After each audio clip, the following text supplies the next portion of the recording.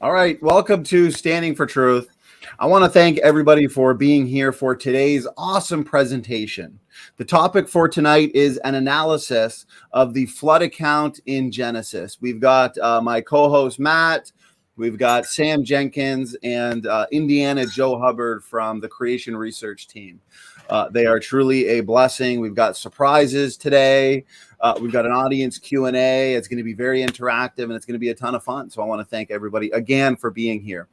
Before we hand it to Sam and Joe for some introductions, though, Matt, thanks for being here as co-host. How you doing today, and what's going on, brother? Doing good. I got to stop staying up watching your stuff so late, though, because you stay up late. But everything's going good. It's perfect timing. We got a good audience. So make sure everybody that can hear me right now, make sure to tag just Standing for Truth, because I'm logged in on his. So I'll see the questions and I can set them aside. And make sure to stay till the end, because there's a surprise for everybody. And also something that came to my mind was that Kent Hovind, his channel has been blocked for him. So all of the content that he is doing is now on Matt Powell's channel. So if you're looking for Kent, you can find him on Powell's channel. We might have to put the link in the description for people that don't know his channel, but I would imagine most will. And for today, make sure to get your questions as far as baraminology, geology, and paleontology goes, because that is their specialty. So put your thinking caps on. All right, I appreciate that introduction, Matt. And Sam and Joe, maybe we'll start with you, Joe. Joe, you're popular around here. You were here a couple weeks ago. You're going to be here again in another couple weeks for a presentation on the flood boundary, which I'm really, really pumped for. How you doing today, and how's everything going on? I'm pretty good, and I'm looking forward to the flood boundary presentation, because I'm actually going to be back in the Isle of Wight when I'm doing it, right? We like to travel around and do a lot of research with Creation Research. We're going to the Isle of Wight, which is, in my opinion, one of the best places to go looking for fossils in the UK, right? It's the 6th best place in the world for the diversity of dinosaur fossils, so you get a really nice diverse range of dinosaurs found there. But it's also going to be quite interesting from the post-flood boundary kind of question, because you have rocks there which I believe are definitely laid down in Noah's flood, and you have rocks there that I definitely believe weren't. So it should be interesting to actually use a balance to actually see, can we work out which rocks are flood rocks and which rocks are post-flood rocks, and where should the boundary be, if anywhere at all. So that should be quite interesting. Generally speaking, I've been pretty busy over the last few weeks or so. We've been up and down all over the country. Ministry has started up in person again, which has been really nice, including here in the UK. We've had a big event happen called COP26, the big climate change event, right? And we deal with a lot of stuff about climate change with Creation Research. It's our most requested topic. We've produced more DVDs and stuff than programs, and any other topic is always climate change, right? So we thought, well, we've done lots about the history and the science. Let's go have a look at the politics. So we travelled up to Glasgow. We interviewed a load of the protesters. We're still working on this project. We're getting some great people in to interview and talk about as well. And there should be a little trailer, a teaser trailer, go up on Creation Research's YouTube channel in a few days' time. So keep an eye out for that. But that's kind of what we've been doing. With regards to me here tonight, I'm not here to hijack Sam's presentation. I'm here because we went through Sam's presentation a couple of days ago with John Mackay, and it looks really, really good. You're in for a great treat. But I'm here sort of as the next level up, shall we say, from Sam in terms of expertise about this issue. So I'm here particularly to help with the question answer session, as well as if at any point during the presentation there's something that I feel I can give or help out or go back and forth with Sam about, then that's why I'm sort of here in the background, but specifically here for the Q&A time. Awesome. Well, I appreciate that, Joe. As we always say, you guys at Creation Research are a blessing. So thank you again. Thanks for that introduction, Joe. And Sam, the man of the night. We are pumped for this. I've said it's the much anticipated presentation. We've got a lot of people excited. So a little bit about yourself. This is technically your first time here officially on the channel, especially giving a presentation. So maybe a more of a detailed introduction, who you are, maybe a little bit about your testimony for us in the audience. Sure. Excuse me. Well, hello, everyone. I'm Sam. I'm another part of the creation research team in the UK. I'll go a bit into my presentation about sort of like my testimony and stuff like that. I've got a few sort of slides on there. But yeah, I jumped on sort of semi-recently-ish within the last year. But it's been going really good. We've had some really good presentations and creation conversations on there, which has been really, really interesting, a good blessing on the channel, and good to see a lot of your viewers come on to our live streams and to interact, which is always really good to see. Awesome. Well, I appreciate that, Sam. Yes, if anybody in the chat who's not yet subscribed to the Creation Research YouTube channel and also the podcast, Sam, that you've put out, please go check that out. All the links and everything is in the description box of this video. So that being said, I guess we'll kind of just get right into it, Sam. Yeah. Unless there's anything else you wanted to add, of course. No, that's fine. I'll share my screen. Why Sure. not? Because I can. There we go. There we go. Now, can you all see that? Is that all good? Because I've got the presentation sort of thing of PowerPoint up on there, so I can't see you guys at the minute. It looks great. Full screen. Okay. Full screen. Cool. Awesome. Right. Hello, I'm Sam. I'm, again, another part of the creation research team in the UK. Just a little bit of a plug at the beginning. Our creation conversations we do every week on Friday. That's at 9 p.m. UK time, at around about 6 a.m. Eastern Australian time. And we're also available as a podcast. You can find us on Apple Podcasts, Google Podcasts, Spotify. There should be a link in the description. If not, I'm sure Donnie will add it for our link tree, where you can find all the platforms we're available on. And you can subscribe on there and get listening. It'd be really great to hear your feedback on that. And the other thing as well is we're actually on Twitter. You can search Creation Research, or you can @ us at The Creation Guy. And it'd be great to see you guys on Twitter as well. And oh yes, one other thing. We do have a little small, tiny, minuscule little project in the works. Yes, the Genesis film project from the producer Fire and Ice. We've got Genesis, where you can experience creation from the beginning. We may or may not, we don't know. Well, I know, and everyone else knows, but you'll just have to wait and see if we have something special for you after the presentation. So make sure you stick around, and we'll get started. So a bit about me. So I was born and raised in a small sort of city called York in the north of England. It's a place filled with history, and we've mentioned York a few times on Creation Conversations. I'm now living in Birmingham, which is around where sort of like the England section on this map is. So I've moved around a little bit, fairly stable here, so that's good. But York is a fantastic place to visit. Here's some lovely photos of York to get you chomping at the bit to visit. Beautiful place. You've got the Snickelways, sort of reminiscent of Harry Potter. You've got the city walls, which is oozing with history, and as well in the lower left-hand corner, you've got the Jorvik Viking Centre. So if you love Vikings, if you love history, that's a really great place to visit and learn a bit about a certain time in York's lifetime. So I was born and raised in York. I had a Christian upbringing, and one of my passions that a lot of people may not know about is acting. I've done a fair bit of acting in my time. This is me in the York Mystery Plays in 2012. This is from the trailer. You can search it online. It's me being stabbed.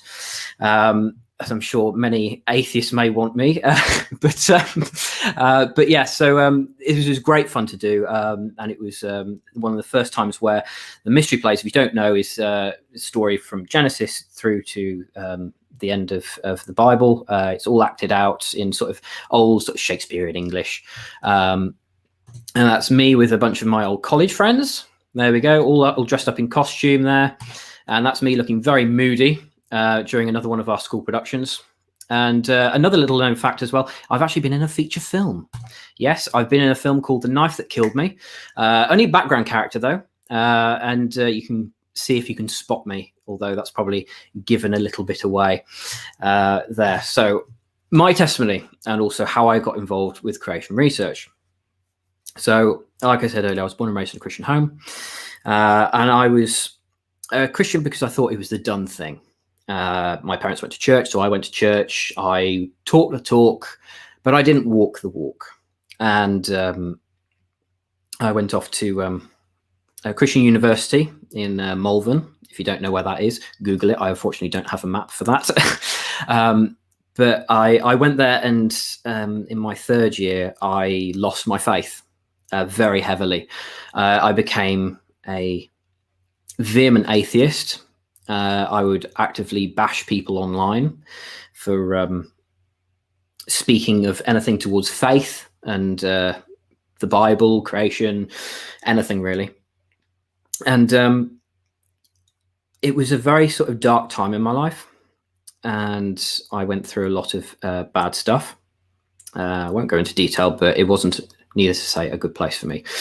And if we fast forward to last year, around about June time, I was browsing Facebook, and all of a sudden an advert pops up for a group called Alpha. Now, those in the UK will probably know what Alpha is, but those outside of the UK may not. So Alpha is a Christian sort of group that meets once a week, where you can discuss for about 12 weeks-ish big questions of life. You know, what's the meaning of life? Does God exist? What about Jesus? You know, all that kind of stuff. And anyone is invited along: atheists, Christians, Hindus, Buddhists, Muslims, anything, agnostics. Everyone is welcome, and you can all put your opinions in. And this advert popped up, and I thought it was extremely strange, because obviously the way Facebook works is that the ads that pop up are based off your search history, and that had nothing to do with my search history at all. I was very perplexed, very confused, but I don't really know what sort of led me to sign up, but I ended up signing up then and there. And I don't know how to explain it, but there was a big hunger, a big need to know more. And so that led me on about a 2-week journey, researching everything under the sun: Islam, Buddhism, Hinduism, Sikhism, Christianity, atheism, agnosticism. I wanted answers, and I wanted them very badly. And I was staying up until 5 o'clock in the morning doing research. But yeah, so that was very intense, and it was, looking back now, it was clearly supernatural in nature. And it got to about week 2, and I'd managed to narrow it down to 2 faiths: Christianity and Islam. And the main crux of the argument was, if Jesus didn't die on the cross and didn't rise from the dead, then Christianity has got nothing to stand on. That's basically the whole leg of everything, is that Jesus wasn't who he says he was. There's no point in believing it. So then I started researching, reading articles, reading books, watching videos, watching debates, all sorts of things. And then what comes up on week 2? The death and resurrection of Jesus. And no matter where I looked, there was just nothing. I couldn't escape the wall of evidence in front of me. And me being scientifically minded, I would look at this wall of evidence, and I'd have 2 choices. I would have to be true to myself and my morals and say, I have got no choice but to accept this, or I could do the unscientific thing and walk away, turn my back and just ignore it. And I had to give in, because that's how my brain is wired. And I gave in. I gave my life back to Christ, and I haven't really been the same since. But then fast forward to about sort of June of this year, maybe July-ish, I don't know when. My dad sent an email to John Mackay For those who don't know, John Mackay, the Creation Guy, is our international director over in Australia. If you're watching, John, hi, John. Good to see you. But yeah, it was my dad sent him an email, and John emailed back and said, "Oh, yes, very good. Thank you for sending that out. Oh, how's that son Sam of yours?" People may be thinking, "Oh, well, how does he know who I am?" Well, many years later, earlier, that's me and John back in 2012. This is when he was speaking at a church in the north of England somewhere. He came and gave a talk, and there was I went to one of his talks, and I went through a bit of a stage. I didn't really know what to believe when I was much younger. I went to one of his talks and believed, essentially. And then I've come in and out of his life several times. It's almost as if fate is weaving us back together, as it were. And I think I can speak for John when he felt the same, that God was bringing us back together for some reason. And Joe knew of me even before he met me, because John had sent him this picture, or showed him this picture, saying, "Oh yes, this is Sam from the UK." And he's kept that picture all these years, sharing with people. And there's a definite supernatural element here, so we couldn't ignore it. And so I joined the creation research team. I do the sort of the more the multimedia side of things. So I look after the chat, all the social media stuff, and oh yes, that very small project that we're doing, the Genesis film. So that's sort of what we're doing together at the minute. And a few months ago, I went to go see Joe. Look at me. It looks like I've had an accident with a mop, but there you go. That's before I had my haircut. That's my lockdown hair. I can just feel the memes growing now with that hair. But yeah, so that's me and Joe. I went over to see the Creation Museum, how that's getting on. I actually managed to hold real dinosaur bones. I mean, come on, every little boy's dream. But that was amazing. And if you can, if COVID laws allow you to, or whatever, do make sure you get in contact with Joe. Try and get a visit into the Creation Research Museum. It'd be great to have you. We've got some really great plans for the museum. It's going to be really, really good. So at Creation Research, we love show and tell. So can anyone tell me what this is? I wonder if anyone knows. Well, this is a Spinosaurus tooth. This is being excavated from Morocco. And secular scientists will tell you it's several million years old. We'll come on to that a little bit later. This is a bit more of a confusing one. This looks a bit sort of like a blob of rock you picked up from the beach, but actually this is an infilled horsetail rush. And this is actually what's called a polystrate tree. So this has been found vertically. We know it's been found vertically because it hasn't been squashed in the middle of the rock layers. So it's nicely all rounded, and you've got a nice texture on the outside to let you sort of give you a little bit of a key as to what this actually is. Here we've got a little bit of a trilobite embedded in a bit of rock. You can probably find trilobites everywhere you go. They're quite common, but I've got one or two trilobites in my collection. They're very pretty. If you get a nice whole one, they're very good to look at. Now this one is a pressed fish. It's been squished. We have a beautiful specimen at the Creation Museum in the UK. I've got a fish eating another fish, but it's not actually eating it, it's actually regurgitating it. But Joe will probably describe a little bit more of that probably at some point. Now this one, yes, this is a bit of an issue. I've put it the wrong way around. Let me flip it over. Let's see if we can see what this is. Wow, look at that. That's an absolutely beautiful ammonite. This is from the Yorkshire Jurassic Coast. This is from my neck of the woods. We have a fantastic beach, stretch of beach in Yorkshire called the Jurassic Coast. You can find some beautiful specimens there, including one of these. This is very interesting. This is a ichthyosaur vertebrae, or possibly a plesiosaur, but most likely it's ichthyosaur. You can see the residue from the barnacles on the back there on the bottom left picture. We know it's been washed in from the sea because of that. But little fun fact for you. Did you know they used to be called dragon bones? I know. Very interesting. Excuse me.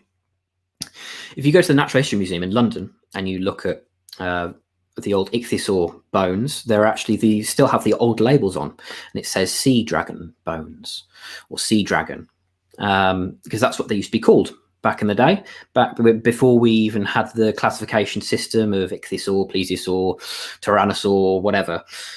These used to be called sea dragons because they were found on the beach. So that's a little bit of a fun sort of beginner for you. So let's get into the beginning of the presentation. This is an analysis of the flood account in Genesis. So let's move on to the next slide, shall we? So at Creation Research, we always start with scripture. So this is the flood account in Genesis. This is what we're going to be reading together. Got a nice bit of floodwater and a plesiosaur there. So let's have a read of the beginning of the flood account. When the Lord saw that human wickedness was widespread on the earth and that every inclination of the human mind was nothing but evil all the time, the Lord regretted that he had made man on the earth, and he was deeply grieved. Then the Lord said, I will wipe mankind whom I created off the face of the earth, together with the animals, creatures that crawl, and birds of the sky, for I regret that I made them. Noah, however, found favor with the Lord. And then we've got the family of Noah. We've got Shem, Ham, and Japheth. And it carries on after that, saying, now the earth was corrupt in God's sight, and the earth was filled with wickedness. God saw how corrupt the earth was, for every creature had corrupted its way on the earth. Then God said to Noah, I have decided to put an end to every creature, for the earth is filled with wickedness because of them. Therefore, I am going to destroy them along with the earth. Make yourself an ark of gopher wood. Make rooms in the ark and cover it with pitch inside and outside. This is how you are to make it. The ark will be 450 feet long, 75 feet wide, and 45 feet high. Very interesting, very specific measurements. You are to make a roof, finishing the sides of the ark to within 18 inches of the roof. Again, very specific. You are to put a door in the side of the ark. Make it with lower, middle, and upper decks. Understand that I am bringing a flood. Flood waters on the earth to destroy every creature under heaven with the breath of life in it. Everything on earth will perish. But I will establish my covenant with you, and you will enter the ark with your sons, your wife, and your sons' wives. You are also to bring into the ark 2 of all the living creatures, male and female, to keep them alive with you. 2 of everything, from the birds according to their kinds, from the livestock according to their kinds, and from the animals that crawl on the ground according to their kinds, will come to you, so that you can keep them alive. Take with you every kind of food that is eaten. Gather it as food for you and for them. And Noah did this. He did everything that God had commanded him. Then the Lord said to Noah, enter the ark, you and all your household, for I have seen that you alone are righteous before me in this generation. You are to take with you 7 pairs, a male and its female, of all the clean animals, and 2 of the animals that are not clean, a male and its female, and 7 pairs, male and female, of the birds of the sky, in order to keep offspring alive throughout the earth. 7 days from now, I will make it rain on the earth 40 days and 40 nights, and every living thing I have made I will wipe off the face of the earth. And Noah did everything that the Lord commanded him. Noah was 600 years old when the flood came and water covered the earth. So Noah and his sons, his wife, and his sons' wives entered the ark because of the floodwaters. From the animals that are clean and from the animals that are not clean, and from the birds and every creature that crawls on the ground, 2 of each, male and female, came to Noah and entered the ark, just as God had commanded him. 7 days later, the floodwaters came on the earth. In the 600th year of Noah's life, in the 2nd month, on the 17th day of the month, on that day, all the sources of the vast watery depths burst open, the floodgates of the sky were opened, and the rain fell on the earth 40 days and 40 nights. On that same day, Noah and his 3 sons, Shem, Ham, and Japheth, entered the ark along with Noah's wife and his 3 sons' wives. They entered it with all the wildlife according to their kinds, all livestock according to their kinds, all the creatures that crawl on the earth according to their kinds, every flying creature, all the birds and every winged creature according to their kinds. 2 of every creature that has the breath of life in it came to Noah and entered the ark. Those that entered, male and female of every creature, entered just as God had commanded him. Then the Lord shut him in. The flood continued for 40 days on the earth. The water increased and lifted up the ark so that it rose above the earth. The water surged and increased greatly on the earth, and the ark floated on the surface of the water. Then the water surged even higher on the earth, and all the high mountain... Oh, don't know what's happened there. Oh, no. I've had a bug. There we go.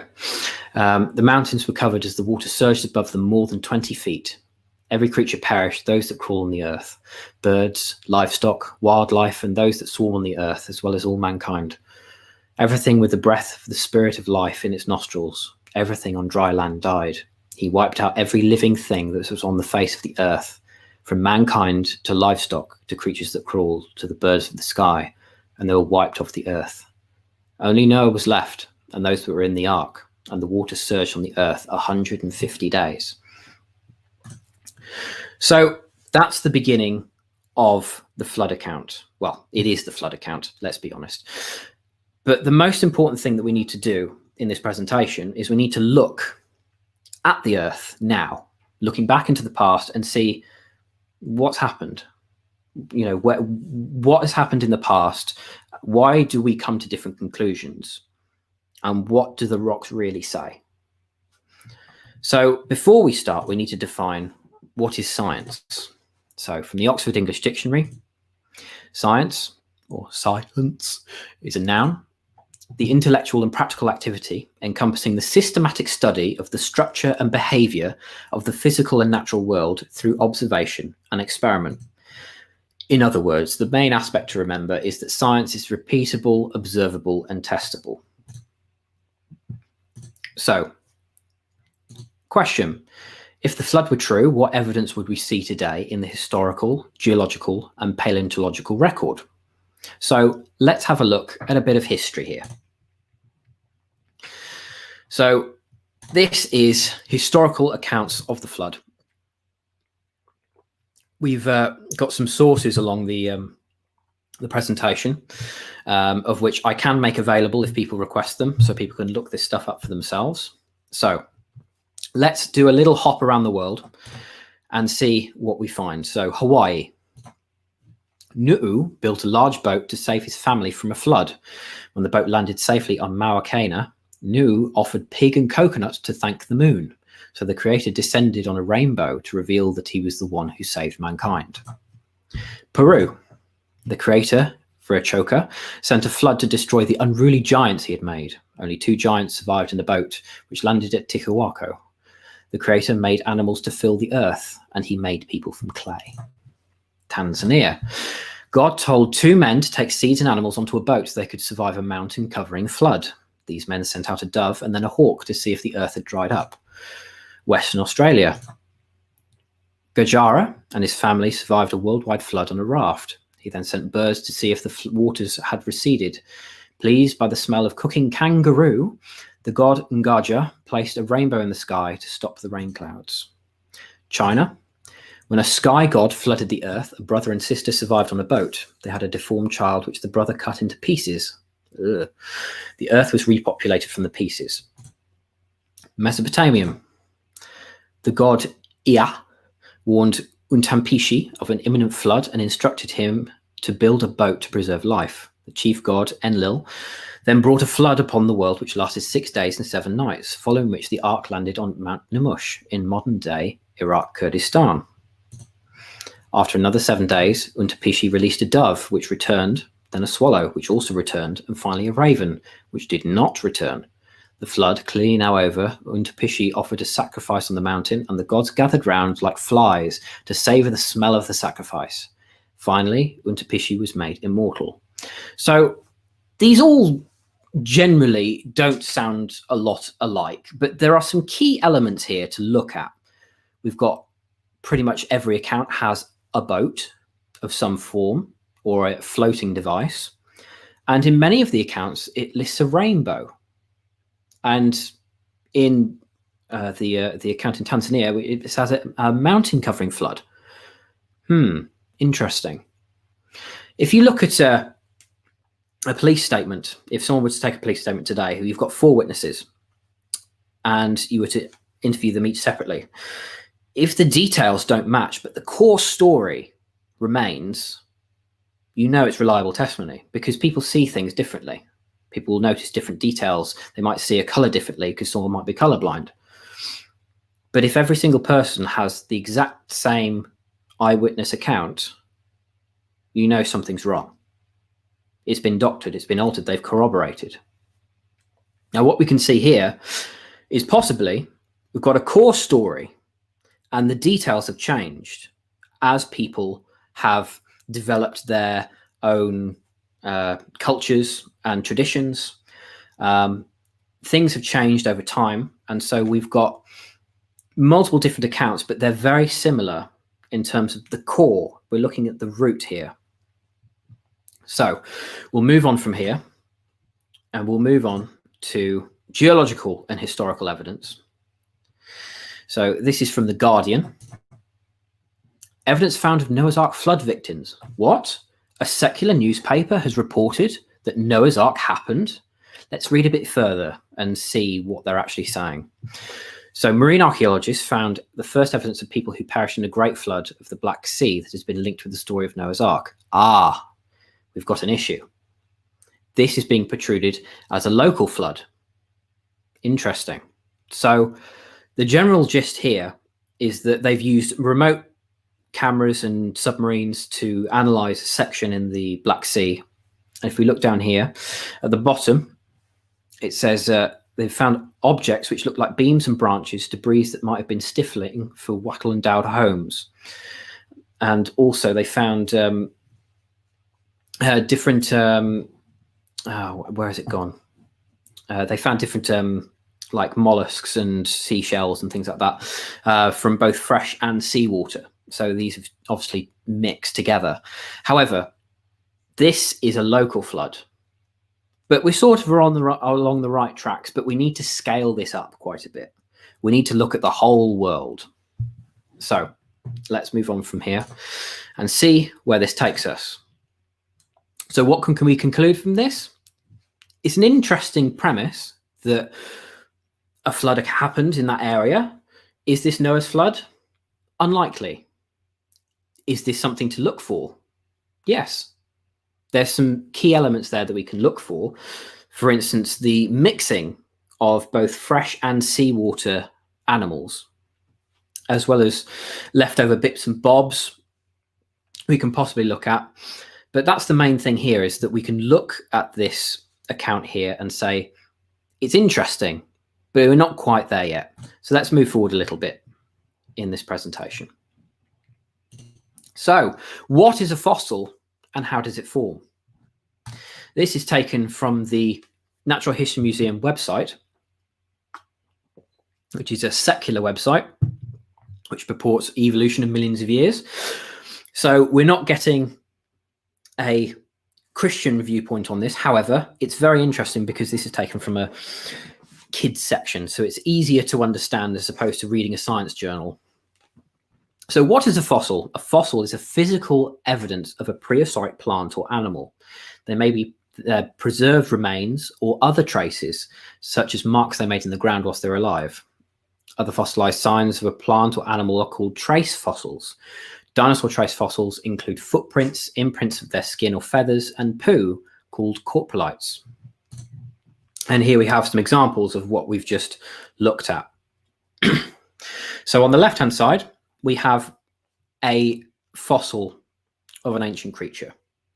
It's been preserved in rock. We've got the bones left over. That is a proper fossil. That's like what we all want to dig up at the beach one day. Now, on the right-hand side, they are still fossilized, but they're not a fossil creature. So if you have a look at the back picture, those are some footprints, very delicate, but still preserved very beautifully. On the left-hand side, we have poo. This is a coprolite. And also in the bottom right-hand corner, we have a picture of Archaeopteryx. And we can see here that there are feathers protruding from here. Something very interesting, though. which I'm sure Joe will probably want to expand on a little bit. Archaeopteryx is not a dinosaur, as many people in schools may wish to have you believe. It's not a dinosaur. It was reclassified recently as a bird, and this again has not come from creation science. This has come from the actual one of the curators at the Natural History Museum, who's in charge of Archaeopteryx. Joe, do you want to expand a little bit on that? Sure, let me just turn my microphone on. There we go. Sorry. Yeah, so Archaeopteryx has got a rather long history. To give it in a nutshell, it was actually Thomas Huxley, who was known as Darwin's bulldog, who first pushed forward the whole idea of Archaeopteryx perhaps being this sort of intermediate link between dinosaurs and birds. And so this is like way back in the 1800s, right, when everything was sort of first starting out when it comes to this. Since then, a lot more research has been done, in particular by the Natural History Museum, has been led forward by one of their main people. What they've been able to do is actually take a scan of its brain, or it's where its brain would have been, right? It's cranial space, the empty space there. And this is quite important because there is a major difference between bird brains and reptile brains. I mean, if you're a bird, you've got to cope with so many different things from reptiles, including things like flight and so on and so forth, right? It's a completely different wiring up system. Their hearing is wired up differently. Their brain is wired up differently because they essentially have a flying gyroscope, right, to keep them level when flight, which we now have in drones and planes and everything else, or helicopters. A reptile doesn't need that.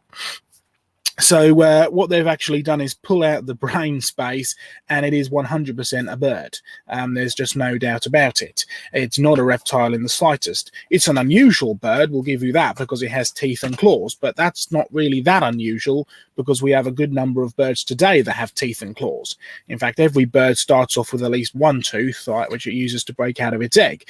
And there are multiple birds today which have very large, vicious claws on their wings. So it's an unusual bird, but one thing that's for sure, and this is even from a secular perspective, it is just 100% a bird. So there's a thought on that. There we go. Thank you, Joe. Right, we'll move on to the next slide here.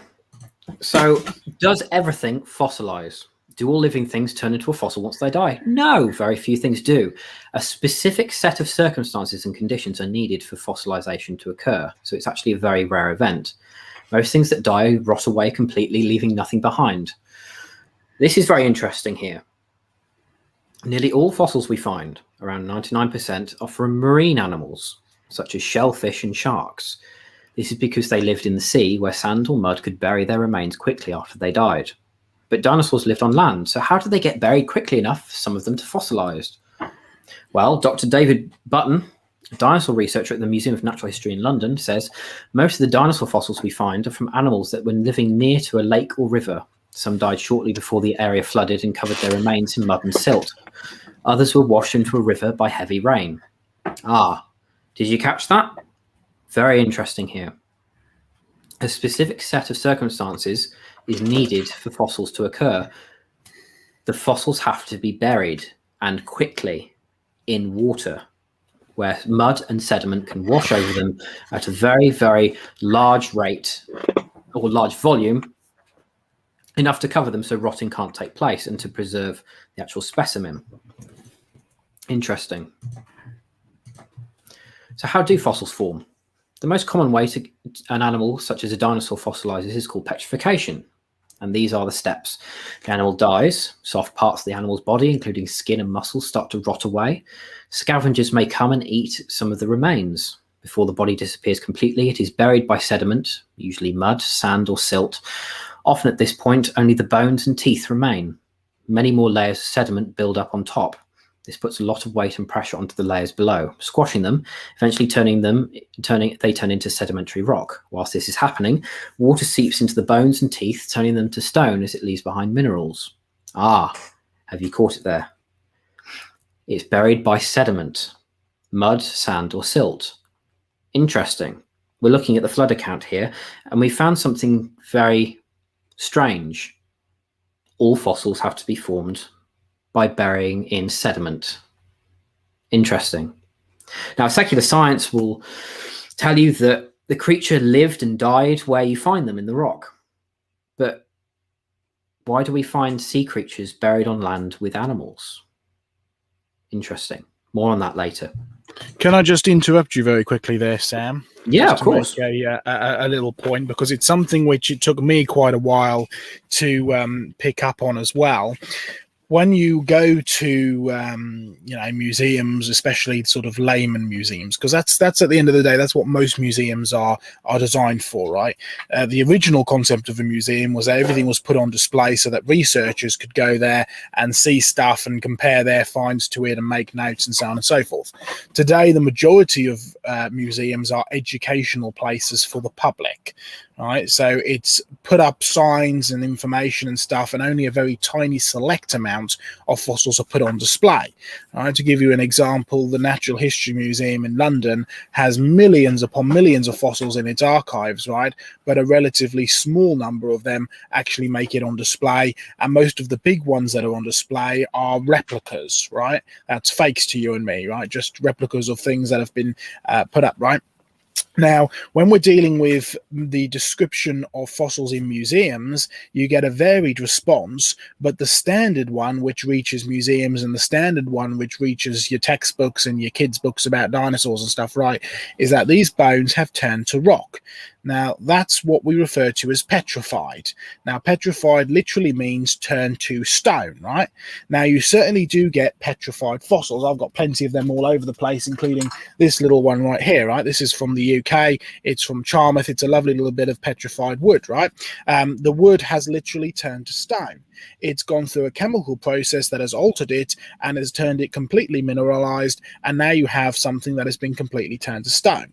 But when you're dinosaur fossils, in fact most if not all dinosaur fossils and most fossils in general, they're not actually petrified in the sense of turned to stone, they are permineralized. Now you can break the name down. Permineralized, these are bones that have become permeated with minerals. In other words, minerals from the sediment which they're buried in has been seeped in, and you're absolutely right, it has to be buried with sediment, and the majority of it is buried by water, although there are some other ways you can bury rocks, right, by wind or moving and stuff, but the majority of them is abundant. The evidence is clear, right? It's been with water. But when you have permineralization, you have minerals that permeate the porous spaces of the bone. Now, bone has lots of porous spaces. It's got the honeycomb structure inside, right? And so when you permeate this, you're not actually permeating the bone itself, you're just infilling all of the gaps. So when you end up with a permineralized or a fossil bone, you're actually still touching the bone, the actual bone that was inside the animal. Right? When you touched the bone, when you came and visited our museum, Sam, you were touching actual dinosaur bone, the very bone that was also in that dinosaur. What's happened, it has become preserved in the fossil record by being infilled and entrapped with minerals. So you don't actually turn the bone to stone, you just encase it and entrap it. And there's hundreds of different forms of fossilization, and we could talk through all of them, right? But we don't have time. But permineralization is the most common one, and it actually preserves the bone itself. The very bone that was in the dinosaur bone is still there in the rock, it's just become encased and entrapped. This is why you can split rocks and bones open, right? And inside some bones that you split open, you actually have got soft tissue inside of them, soft squidgy stuff. That's because it hasn't fully turned to stone. In fact, it hasn't even fully been permineralized. You're still entrapping something in the middle. So that's something that took me a long while to realize, and it's something that people still get surprised at when we're talking, because the museums would simply imply otherwise. But it's a well-known fact in paleontology and the study of fossils, right, that the majority of these bones have been permineralized, not petrified, and not actually turned to stone. So there's a little important point to add on to that. Thank you, Joe. As always, full of knowledge, far more than I could ever possibly comprehend. So let's have a look at how modern secular science sees the age of the Earth. This is the traditional view of the rock layers that are all across the planet. We have rocks, the base layer, Archean, So about 2.5 billion-ish. The age of the Earth is, again, widely contested. It changes all the time. 1 minute it's 4.6, 1 minute it's 4.8, 1 minute it's 4.2. Who knows? It's fluid. And then we move forward and we see the Paleozoic era. So this is around about 542 to 299-ish million years ago. And then we're moving forward to the Mesozoic, and then the Cenozoic, and then we get to modern day man, pointing at the living pterosaur, strangely enough, on this secular drawing. So creatures die and are buried over time. More and more time passes, and more sediments and rocks cover the specimen. Millions of years pass and compress the specimen, which begins the process of fossilization or permineralization. We find the fossil when we go digging for bones and samples. And as I stated earlier, the animal died where it is in the rock. Let's move forward a little bit here and see what we can gather. What do we actually find buried in the rocks? Interesting question. Let's see. Can anyone tell me what these are? These look very weird. These are actually Polystrate trees. So a Polystrate fossil is a fossil of a singular organism, such as a tree trunk, that extends through one or more geological stratum. The term is typically applied to fossil forests of upright forest tree trunks and stumps that have been found worldwide. Multiple places in the United States, Canada, England, France, Germany, Australia, and typically are associated with coal-bearing strata. These have to be buried quickly in order to fossilize. It's important to stress that if these layers formed over millions of years, you'd only find a small slither of wood in the rock. You wouldn't find this massive great tree trunk protruding through 2, 3, even 4 layers, which go through multiple millions of years. Here we have some fossilized trees at the top here. And at the bottom here, we have a coal seam. So coal can be produced in the lab within a few hours, few minutes. It varies, but typically coal is compressed. Coal occurs when it's compressed and heat is applied, and we get coal. But this coal seam has come from a tree, and it goes through multiple different layers of rock here. Interesting. Let's move forward, see what else we can find out. If my presentation will cooperate. What evidence would we see for Noah's flood in the fossil record? Well, let's have a look. Here we have some petrified fossils and drowning dinosaurs. I forgot to get rid of the petrified on John's notes. Apologies, John. So here we go. We've got some pictures here. I'll get them all up for you so you can have a little gander. There we go. Lovely, beautiful specimens here. There's something very interesting about these. Let's go in a bit more detail. So the first picture is a plant, specifically a redwood branch.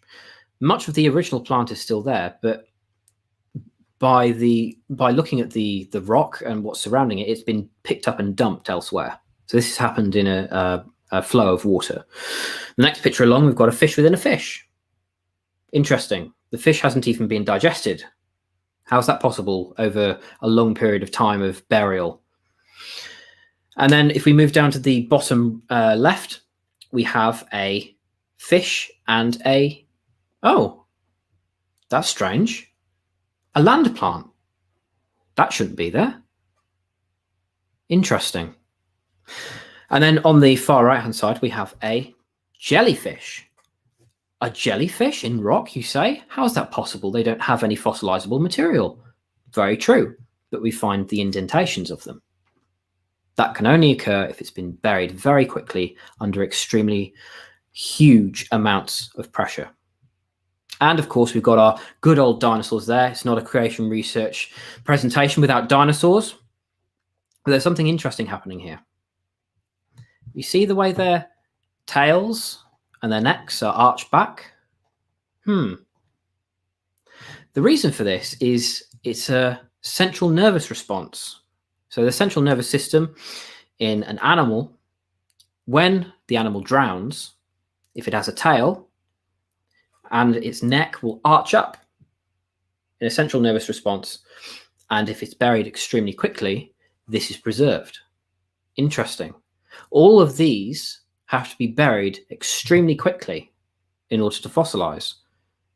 And what's interesting about the bottom left-hand picture is we've got sea creatures being buried with land plants. Interesting. Let's move on a little bit. What's the biggest thing that you can think of that would prove that life and the Earth and the life on it is young? So I've got a little video here for you. There's no sound because I don't want echo from everyone else. So let's give this a play, shall we?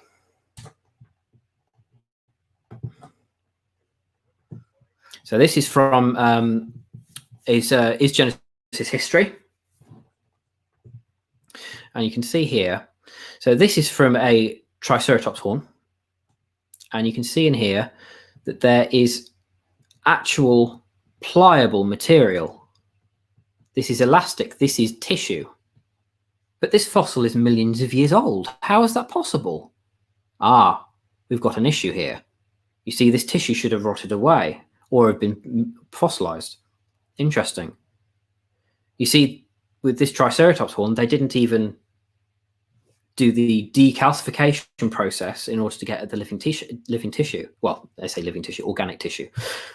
They didn't even do that process. They just cut it open. It was literally just there, bare. Interesting. And you can see here how it stretches. It's elastic. Interesting. This should not be in a dinosaur bone that is millions of years old. And that's a close-up microscope view of the actual tissue itself. We have what's called osteocytes. Joe, could you possibly illuminate the audience as to what an osteocyte is? Okay, an osteocyte is part of your bone cells, right? Which helps you to develop, and it's one of the stereotypical softer parts of your bones, right? Your bones are full of soft, squidgy stuff, including proteins and ligaments and stem cells and stuff that help you produce it, right? Now, one of the interesting things with these organic tissues that you find in here, right, is that when we first started finding them, they were first discovered by Mary Schweitzer in 1993, right, and it was almost purely red blood cells. And the argument was, I mean, as paleontologists, we deal with dead things, right? We're not brilliant with the living, right? So when they first started red blood cells, the initial reaction was, this is impossible. But when they proved that it actually was real, they said, well, it must be amazing because red blood cells must just be able to last 65 million years. And then when the organic chemists started to get involved, right, it was, well, this isn't quite as easily explainable or dismissible as that, right? And so the argument was, well, if you have these very high iron-rich deposits, lots of iron in them, and red blood cells are full of iron, maybe it's the iron that can actually preserve this.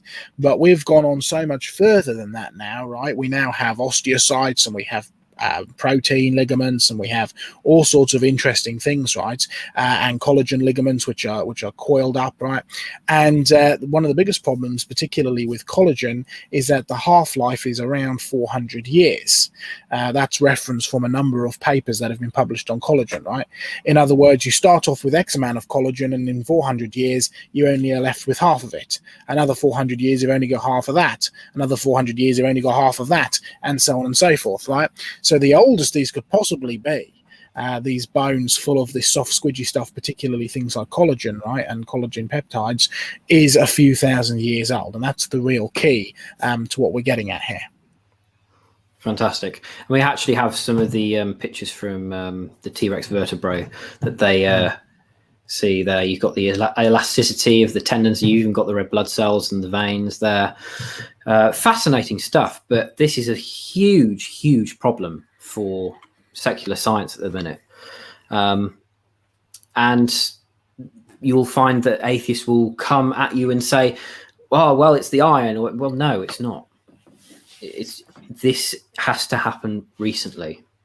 You dig up old grandma in the, well, you wouldn't because you get arrested, but if you dug up grandma, you still find some form of osteocytes and some form of tissue on there. However, the further and further back you go, the less and less you have, which is very interesting, because when you look back at, say, Viking remains, you see that there's just bone left. And then you go even further back and you see that there's less and less organic tissue because it's degrading quickly. It degrades at a very fast rate. So we've got some problems here. We've got problems with radiocarbon dating. We've got inaccuracies in radiocarbon dating. So radiocarbon dating is a key tool archaeologists use to determine the age of plants and objects made with organic material. But new research shows that commonly accepted radiocarbon data standards can miss the mark, calling in question historical timelines. And there's such a thing as, you've got carbon-14, you've got a radioactive dating, radiometric dating rather, all kinds of different dating methods, but they're all running on the same presupposition that the Earth is extremely old. Because as you can see here, we've got shells from living snails that were carbon dated as being 27,000 years old. Interesting. Living snails. Joe, do you want to expand a little bit on that for our more scientifically inclined audience? Sure, yeah. This particular, I will just say, this particular snail shell, although it's been published in Science, it was a number of years back, and there's been a lot more recent and newer examples that you could use as to some of the problems with radiocarbon dating, right? To put it into a biblical perspective, because we always like to do that on this channel and whatever we're doing with creation research, right? It's important to remember that those who are watching here today who believe in the Bible, when God says everything was very good, what does that word very good mean? Because you and I view that as a moral thing today, and in reality it's so much more than that. Good meant, if you read in Genesis chapter 1, animals were 100% vegetarian. Good meant that there was no death or disease or now. One of the ways that carbon-14 works is that you have the decay happening in the upper atmosphere. The decay transfers to the rain falls down, and the rain is radioactive, right? The rain hits the ground, and the ground's radioactive. The plants suck up the ground, and the plants are radioactive. You eat the plants and you're radioactive, and when you die, that radioactive material leaches out. And the argument is that it leaches out at a set rate, so you can measure how much radioactive material is in you / the dead bones that you've become, and so you can work out how old it is, right? Now, it is certainly true that carbon dating is accurate up to a certain point, and it's very useful for determining, whether a grave is a Viking, or whether a grave is a Roman, or whether a grave is a bit older, or whatever, right? The reality is, most of the time you don't have to go near that, because there are enough artifacts buried with the bones so that you don't actually need that. But once you start getting into the deep time, that's where things tend to get a little bit more inaccurate, and where you're relying quite heavily on assumptions which you simply don't know. But get you back to that biblical perspective, right? Radioactive material is bad. If you walk into a laboratory, they'll tell you, put your mask on. Right, if you go into a radioactive laboratory, the reason, if the radioactive material falls on your skin, it won't do anything. Your skin's dead, right? But if you breathe it in, it will produce cancer, or it can go towards producing cancer. It can begin to destroy your living skin inside your lungs, right? So you wear a mask and you're fine.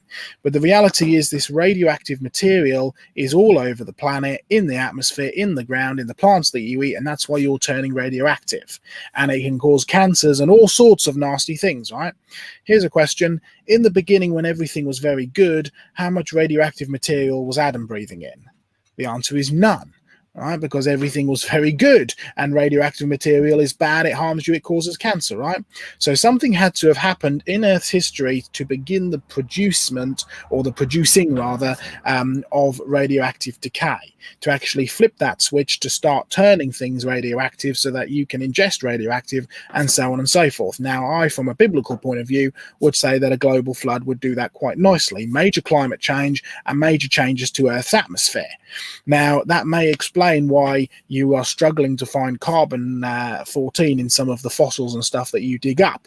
But there are certainly a whole number of assumptions that have to go behind carbon-14, and the fact is, it's been proved over and over again to be unreliable when you're dealing with the very, very deep time, the much older stuff that you're supposed to be dating with it.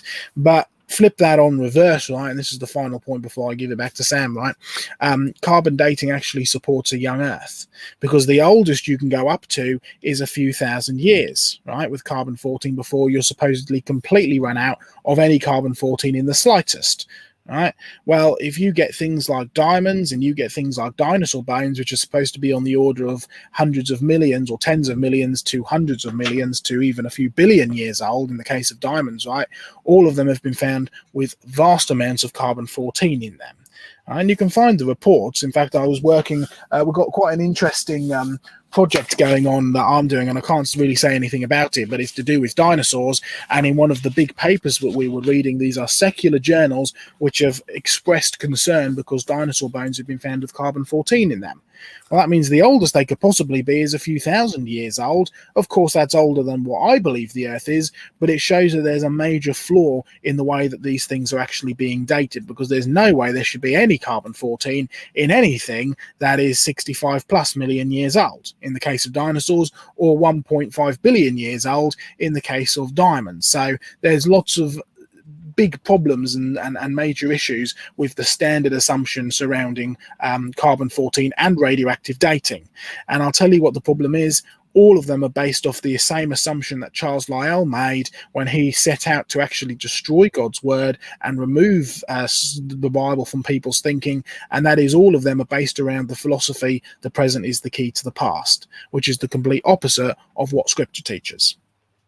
Exactly. Thank you, Joe. Right. Living fossils. Oh dear. We have a little bit of an issue here. We have living fossils. See, these are creatures that are still alive today, but are preserved in fossils pretty much exactly the way they were. They haven't changed over millions of years. Why is that? Why is that possible? So on the left here, we've got a horseshoe crab, and on the right-hand side, we've got a coelacanth or coelacanth, whatever you want to call it.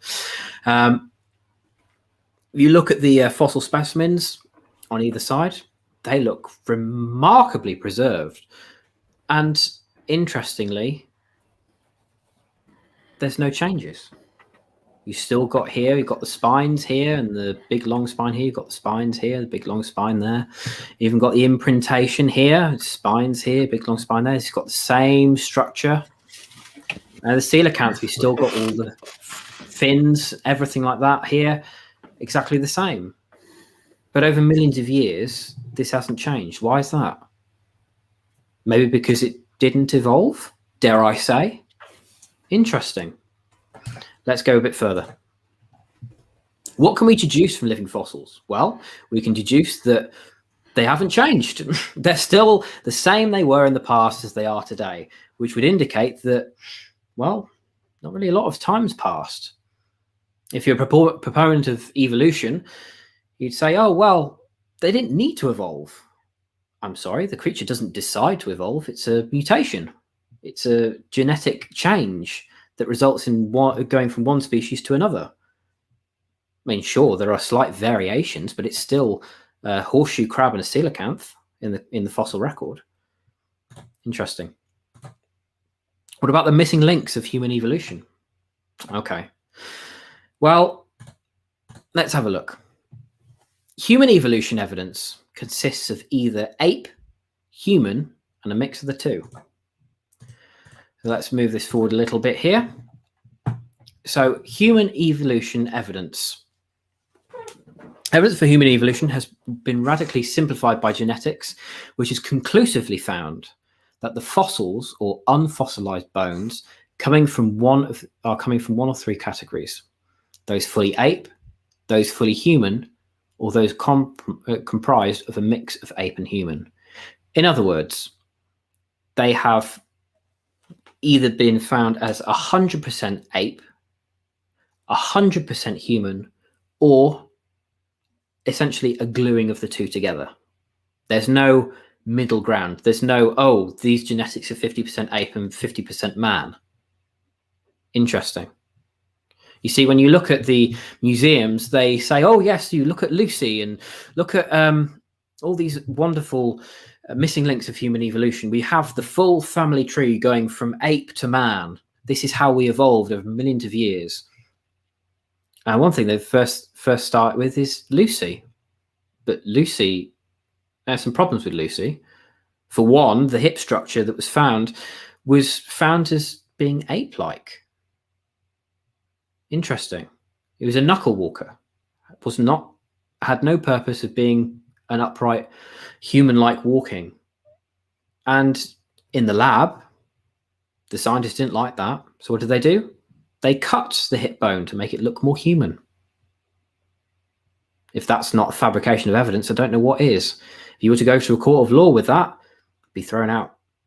Interesting. The finds of Lucy as well indicate that she died from falling out of a tree.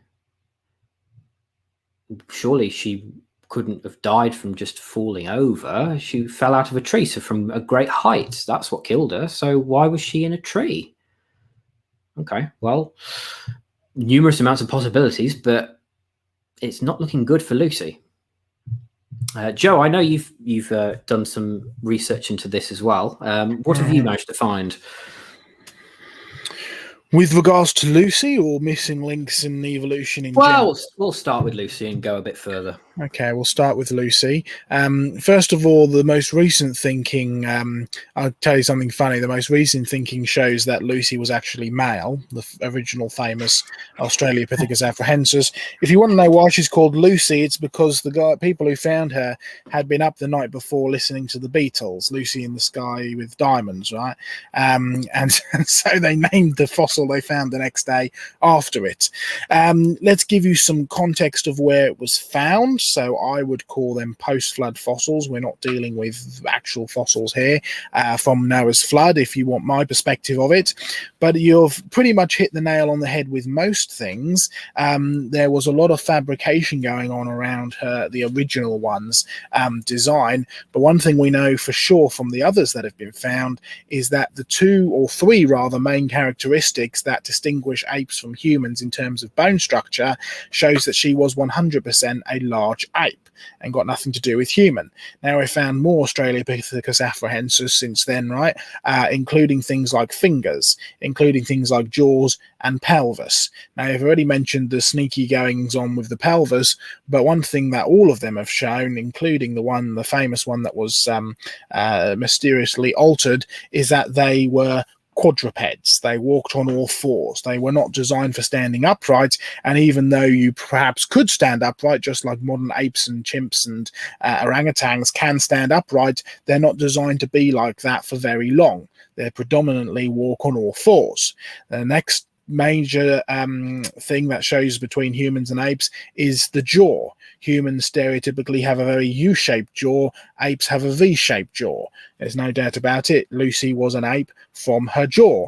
And the final one is those fingers. Now, you've already mentioned Lucy falling from the trees, right? That's one idea of how she ended up dying. But now we have enough of her fingers to tell that she was a knuckle walker. Now, you and I have something quite special. We can do that, and apes can't. Right, that's why we can actually hold a paintbrush and do beautiful designs, and apes can't, because they can't do this. Right, we have much more dexterity with our fingers. But one thing's for sure, you can actually tell the difference between somebody who's designed to do stuff with his hands and something that's designed to walk on the knuckles due to the curvature of the bones. Now, if you have very curved bones, it's because you're a knuckle walker and you're used to swinging from the trees. Lucy 100% was a knuckle walker tree swinger from her finger bones. So, yeah. The evidence all points to the fact that she's 100% a large ape, no doubt about it. And the point that you made earlier is that with all of these fossils that you can find, they can all easily and clearly been put into the ape box or can be put into the human box. Now, the missing link is a little bit deceptive because that's not quite how human evolution is supposed to work, but the point is still fairly strong. We are missing the thing from the middle. We're missing the things from the constant line into human beings. Yes, exactly. So also as well, another point as well, which you may wish to expand upon a little bit, is about DNA, about it. It's actually designed by itself not to evolve. Could you elaborate a little bit on that? Sure. This is one of the things we like to remind people, particularly when we're talking about what a design is. So we have a whole program on what a design is and how do you recognize the design and all this kind of stuff. And we make the comparisons between coding and DNA. All right, to recap, and we've got loads of programs on design, so go back and watch it. A design is, or you know something is a design, if the end product has properties that do not come from the materials that it's made of. Now, by that definition, DNA contains all the hallmarks of design, but it's actually designed, it's got an extra design because you and I can design cars and computer codes, right? What we can't design is something that is self-replicating and self-repairing, or at least if we try, it's not particularly very good, right? DNA is actually designed to not evolve. Mutations are just supposed to be the driving force of evolution. You have a mutation, which is a mistake. You either replace or add or change something around in the genome, right? And you end up with a mistake, and then natural selection eliminates the bad mistakes and only leaves the good mistakes, hence driving evolution forward. Now, there's lots and lots of problems with that, and we haven't got time to go into everything, but one of the biggest problems is that DNA is designed to not evolve. It has a self-replicating system that actually checks to make sure that there are no mistakes. When it duplicates itself, it checks to make sure there are no mistakes, and so it has a mechanism by which it stops itself evolving. Now, it's true, a vast number of mutations get through because we live in a fallen world and there are problems with this self-replicating design, but the very fact that there's a design there to stop it from mutating in the first place shows you that there couldn't possibly have evolved from this very design, which is supposedly there to stop it evolving in the first place. It's just a circular issue, right? So the whole point of DNA is that it's designed to not evolve. Now, it's true that problems and mutations do slip through, but that's part of the result of living in a falling world. Yes, and also as well, you've if you look at say for instance the dogs, you can breed all of the different kinds of dogs within you know a very, very short amount of time, but also as well is that they will never go outside of that because there are genetic limits. Yeah, for sure. Yeah, so genetic limits, for those people who don't understand, is that there's hardwired limits on either end of the genetic spectrum within a kind or species, whatever you want to call it, where a dog will not transform into something else. It is genetically impossible. It will stay within the confines of these hardwired limits to stop it from changing into something else, which I think is very fascinating, because that argument in itself just goes to show how much faith there is in the evolutionary theory. But yeah, anyway, so I think this has been a fun presentation. I'd like to end with a little bit of scripture. This is one of my favorite quotes. This is from 1 Peter 3:15.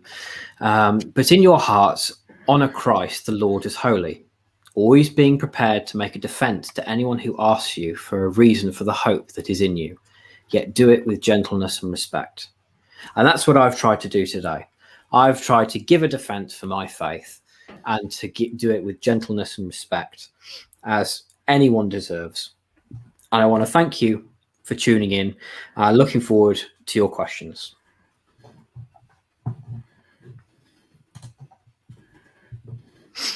There we go. That's all done.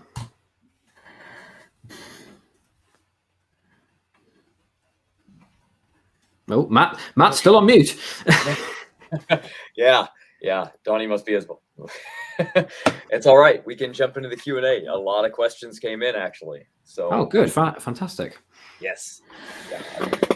It'd be good that you're both here for it, because we don't know where this will go. You might like some of them. You might not like.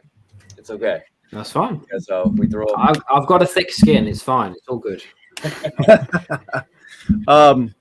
It looked like I stepped away right at the time that you were just ending, so I appreciate that. Oh, sorry about that. My timing, as always, is impeccable. You can just ask my parents. It's fine. No worries. Everything is good, and that was a fantastic presentation, as always. I always compliment. I always like to point out that I appreciate your slides. Sam, Joe, and John Mackay, you guys all have awesome presentations, tons of kind words from the chat.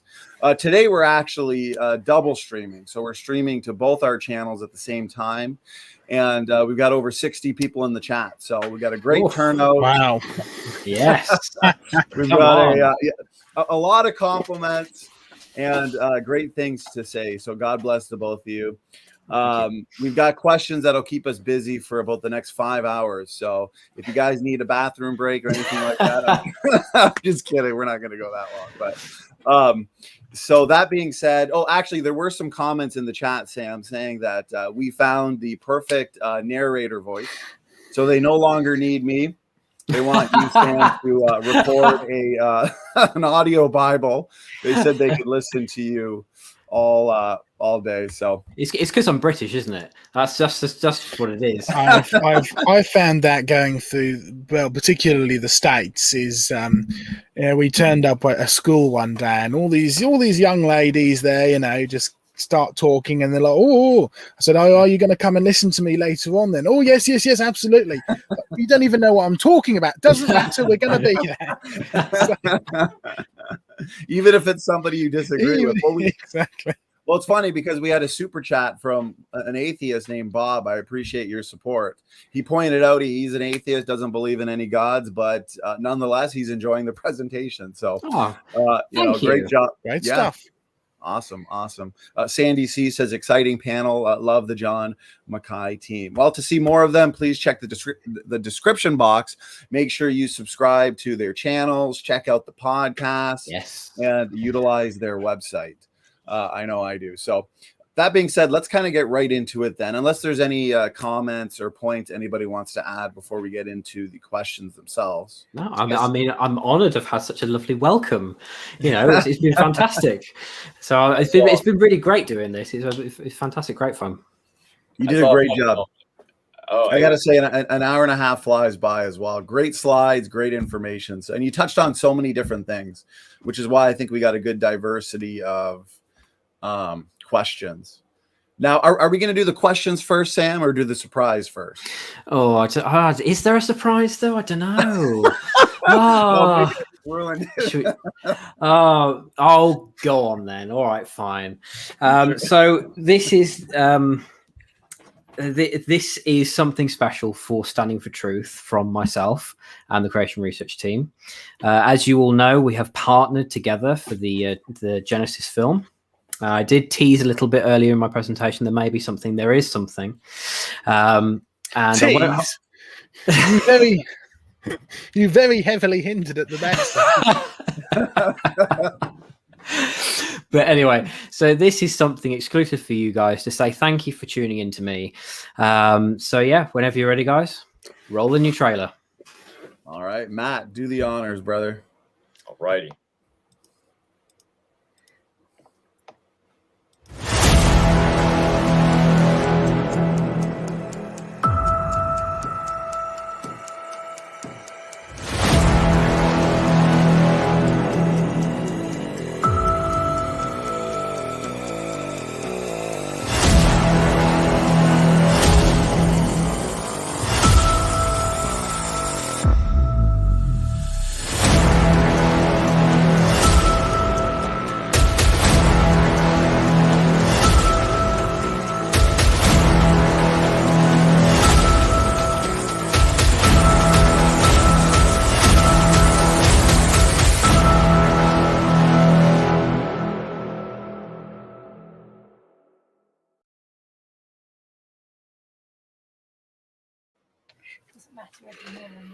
Very good. Epic. There we go, guys. Epic. That is the new Standing for Truth exclusive trailer. So that is exclusively for Standing for Truth. I'm assuming, Donnie, that'll be uploaded pretty much instantly as soon as the stream ends. You got it. Oh, yeah.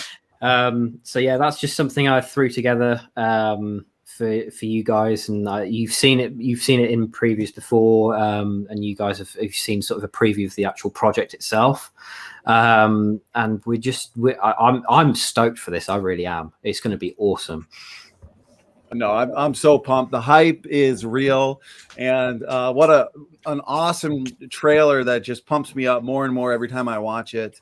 More hype from that trailer than the next big Avengers movie, I guess you could say, or the next big Jurassic Park movie. But seriously, awesome trailer, and I'm really, really excited for people to see this. In early 2022. So something to look forward to. Well, we'll see about that. we may. I mean, I'll be honest. Things on the project are going so well. We may be able to release it before Christmas. Wow. Well, that's a May. Awesome. I can't guarantee it, but right. I'm doing my darndest to make sure that this project will get done before Christmas. If not, it definitely will be early 2022. But obviously, we at the Creation Research team will keep you abreast of any changes. If there are any issues, whatever, we'll keep you informed. But I mean, this is my passion project. This is something I've always wanted to do, and I'm so pleased that our ministries can combine together. So don't tease us like that. And good old George promoting our content. Cheers on you, mate. Yes. Yeah.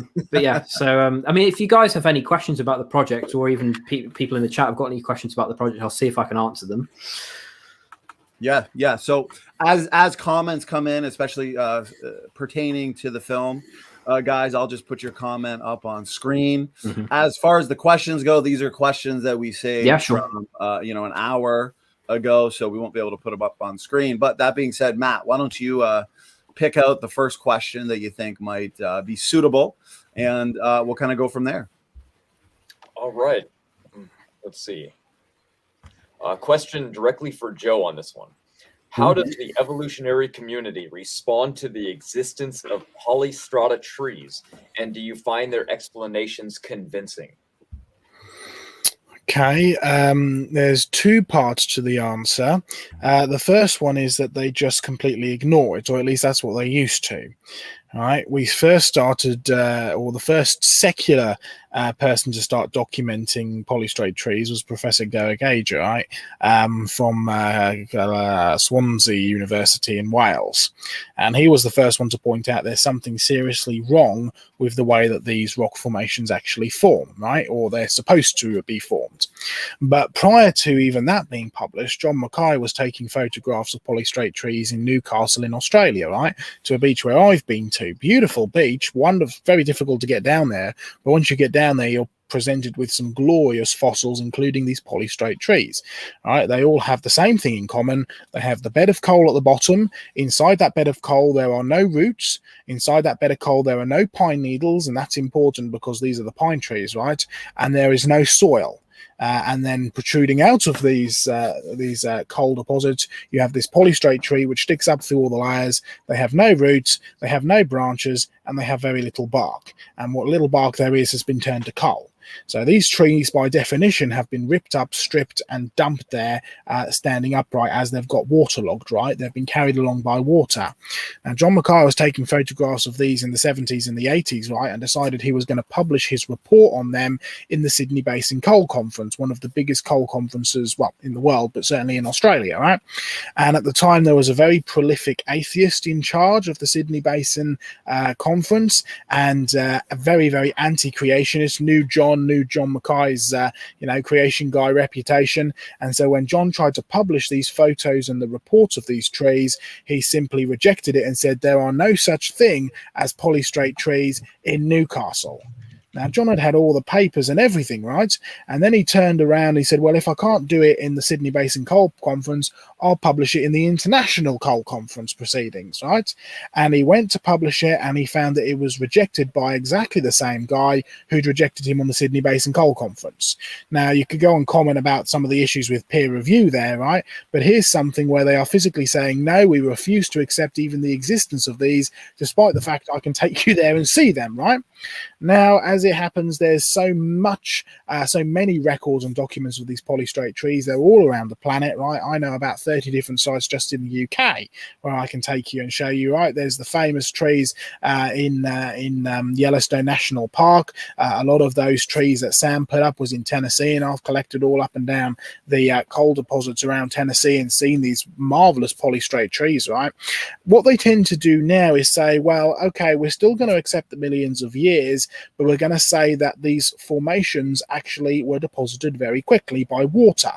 Now, you saw some of the example of this in what Sam was saying about these things have to be buried quickly, but there's still a bit of a contradiction there for two reasons. The first one is what they say, well, you have a swamp-like environment where all these trees are going, and then it became inundated and buried in a sort of a flash local flood, which ended up burying these trees. Well, your first problem is the swamp scenario, because the majority of these polystrate trees, which were supposedly growing in a swamp before they got inundated and it got compressed and turned into coal, the majority of these trees, they're so well preserved, we know exactly what kind of trees they are. We have their modern living counterparts, right? They're pretty much living fossils, and they don't live in swamps. They simply can't survive in swamps. So there's your first problem. From a paleobiological perspective, there's something else going on here. Secondly, we've already mentioned the fact that they've been stripped of their leaves and their branches. There's no soil that they're sitting in, so the majority of them have clearly been stripped and washed into position before settling upright due to waterlogging. Now, this shows you clearly that they haven't been growing there. All right, so that's the first problem with their explanation. The second problem is this idea of a local flood, because these deposits are certainly not local. Now, the majority of polystrate trees, and I say the majority because there are examples outside of this, but the majority of these polystrate trees are found in the Carboniferous. Carboniferous means full of carbon. It's where all the coal is from. Right, here in the UK, we've called it Upper and Lower Carboniferous, and you Americans who couldn't possibly go with our British naming of things named them Pennsylvanian and Mississippian, right? But they're exactly the same deposit, just a different name. Now, Derek Ager, the guy who I pointed out earlier, was one of the first secular scientists to point out the problem, that the Carboniferous deposits cover 180 degrees of the Earth's surface. Now, that is a very big flood. They're all identical fossils, identical coal mats, identical fossil trees, all throughout the Earth. And if it wasn't for the temperature difference, right, I could jump in one of those Doctor Who TARDIS machines and go from Tennessee in the USA to Northumberland in the UK to Newcastle in Australia, and you wouldn't be able to tell the difference from the rocks. Thank you very much. My refreshment has arrived. Now, this is a very, very large flood we're actually dealing with. So they'll admit it's a flood, but what you won't ever find somebody willing to do, and this is partially the fault of the academic system, is to get them to say, well, how big was this flood, if it really was a flood? And you'll find that the flood covered pretty much all the world, if not all the Earth, just from the Carboniferous rocks. Add on to it the Jurassic rocks that go around the world, the Cretaceous rocks that go all around the world, and so on and so forth, and you've got a pretty clear evidence of a global flood. That's a great answer, Joe. I was just pointing out that, again, that answer on polystrate trees could be a separate clip for the channel and just kind of end old Earth creation for good. So one project we've got in the works, and I say it's in the works, I don't really mean that, I mean it's sort of dreamland over there, is to actually produce our next major documentary. We want to be on polystrate trees. I mean, creation research has been investigating polystrate trees for the last sort of 35 to 40 years, and now I'm on board and taking that further, right? And we've found brand new ones in the UK and so on and so forth. So it'd be nice to film in Australia, in New Zealand, in the UK, in Europe, in America, in Canada, right? All these, Alaska, all these polystrate trees all over the world, and they are absolutely fabulous. So if you get behind us and support us and pay for our airfare, we may be able to do that. So keep watching this space. That would be awesome. That would be awesome. And such an important answer that you just gave, Joe. Such an awesome line of evidence for the young Earth creation global flood position. And to kind of just point out that all of their explanations are what we like to call rescue devices really shows how strong the young Earth creation position is. Okay, so that being said, Matt, go ahead, brother. Pick the next question. Sure. This one will be for both of you, so you can take your time or each answer it differently if you like. Doesn't really matter. But I don't see a name for it, but it just says, I'm curious to think, was the Great Pyramid in Egypt built before or after the flood? Okay. Do you want to give a shot at that, Sam, and then I'll give it a go, but you're just going to outdo me, so it's probably fine. But that's why I'm going first. So initially, I would say it would be after, simply because of, if you're looking at the Tower of Babel, the distribution of the different people across the earth when God scrambled the language to make people unable to stay in one place. You have different cultures forming across the world. They would spread, and obviously flood legends would arrive, and different creation myths and gods, goddesses, etc., etc., etc. And very quickly things would get very, very out of hand, because people wouldn't be able to even comprehend how much. I mean, that's what I like to think about the Egyptians anyway, is that everything just got so complicated, they eventually had to write it down. Because if you were looking at a book of ancient Egyptian mythology, it's probably about that thick. There's so many different things of, you've got Set and Nun and, Anubis, all kinds of things. And they have got different, laws about, traditions about burying the dead and things like that. Fantastic pioneers of technology. Don't get me wrong. I mean, these were some very advanced people, and you see that all across the world. You've got the pyramids in America. They're sort of pyramids, not the same sort of type as you'd find in Egypt, but still very, very impressive buildings by some very early civilizations, which would indicate that intelligence would much higher back then. And pyramids, I would say, would be a response to their beliefs, but also it's proving that they are a more advanced race of people compared to others. So yeah, that's my take on it, but I would say definitely after the flood. You're muted. Joe, you're muted. Yeah, I just realised that. Sam's given an archaeologist's perspective, and we actually have a rather beautiful mummy mask here in our museum collection. It's really rather spectacular, and it's these artifacts like this that actually do help us get that biblical perspective on things like the pyramids and when they formed and everything else, right? But to give you a geologist's perspective, particularly if we're talking about Noah's flood and when the Great Pyramid formed, you have to ask, what is the Great Pyramid made from? The answer is very large limestone blocks, right? And okay, what is limestone made of? Well, it's done plenty of stuff with limestone on Standing for Truth before, right? But limestone is made out of calcium carbonate, which is a mineral. Okay, where does that calcium carbonate come from? It comes from one or two places. It's either a chemical reaction, so we call it a chemical limestone, in which case it's devoid of fossils and organic stuff, or it's directly derived from fossils, right? It's from little shells, whether it's large shells or coccolithophores, as we call them, which are little tiny planktonic shells. It is essentially a fossil rock. So it is a massive fossil, in a sense, the Great Pyramid, right? Because all of the source of limestone, which they got from the local region, is all what we would call fossiliferous limestone. It's from the phosphates, and the phosphate beds run all the way along the top of Africa and up into the sort of Middle Eastern area. In fact, some of Sam's fossils, the Spinosaurus dinosaur tooth, was from the Moroccan phosphate beds, right? So it's all this very, very large Cretaceous limestone deposits. Now, by that definition alone, it's a global deposit, therefore it's a worldwide flood, right? It's this very, very, very large limestone deposit, and it's full of all mixture and manner of different things, including plants. It's a big old mess. And so by that definition, the rocks which make up the bricks which make up the pyramids are flood deposited rocks. So yes, from geology as well as from the indications that you can get from history, because pyramids are fascinating, they go all over the world, right? We've got a whole program which we're putting together on archaeology and history and sort of archaeology of the Bible, which would be good to do on Standing for Truth one day. But it really does make the point. Yes, the Great Pyramid is certainly not only a post-flood but a post-Babel event as well. Awesome answers from the both of you, Sam and Joe. The chat's loving this. We are now over 70 people. who are really giving you guys some good Great feedback stuff. and compliments. Fantastic. So I appreciate that. So Matt, Probably the highest amount of people I've ever had watch me at one time on the internet. So new record for me. you're doing well. And I let everybody know that when the show's over, you will be signing autographs, especially because you used to be a big time movie star.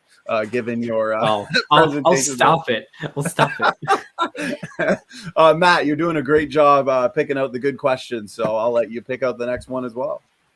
All right, we're going to jump back to our earlier question, and it is skeptics on oldearth.org have asserted that if you believe in a young Earth global flood model, you would expect all rocks to show evidence of a cataclysmic origin, but they don't. They say that most rocks give evidence of slow, gradual deposition. What is the best way to respond to this? Okay, I can jump in here if you want, give my initial thoughts. Go for it.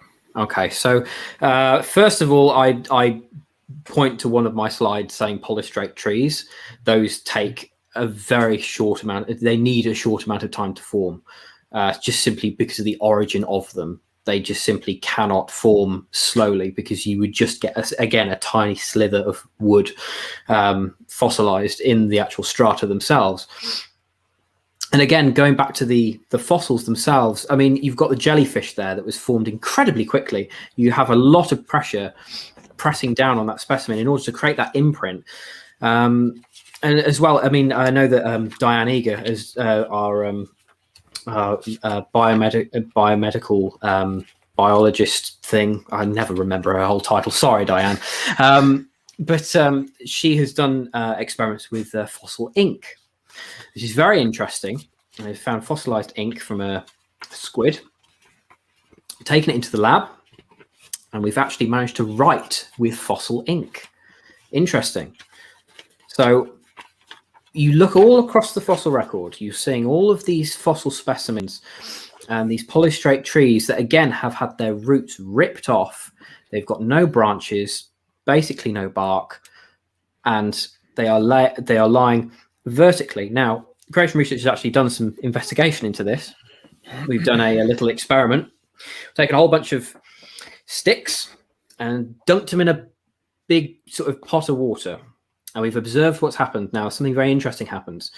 Some fall horizontally, so they just sink down as they become waterlogged, but something very interesting happens. What happens is that one end of some of them will become waterlogged. Now, this in turn will turn the stick vertical, and it'll slowly sink down like that.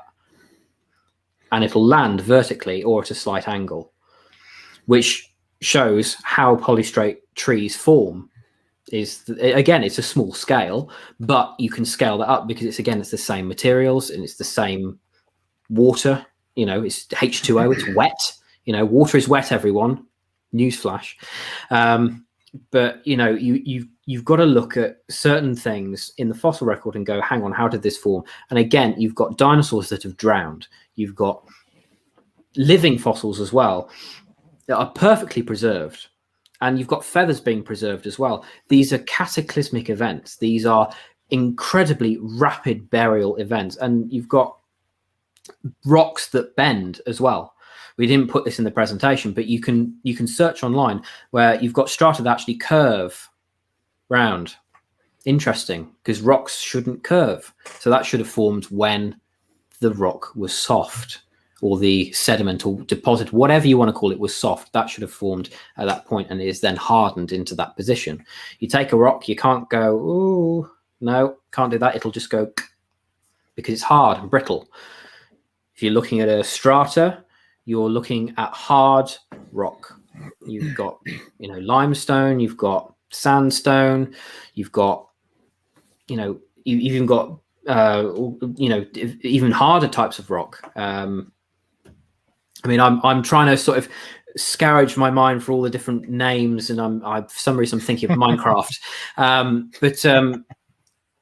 You've got bedrock. That's the one I'm looking. Bedrock. There you go. Incredibly hard rock. But you've got to realize that you look across the entire world, you're seeing these entirely huge deposits, all deposited at one time. These don't form multiple different millions of years. For instance, you take a scientist, take them to polystrate tree. You can take them to the same rock deposit 100 miles away.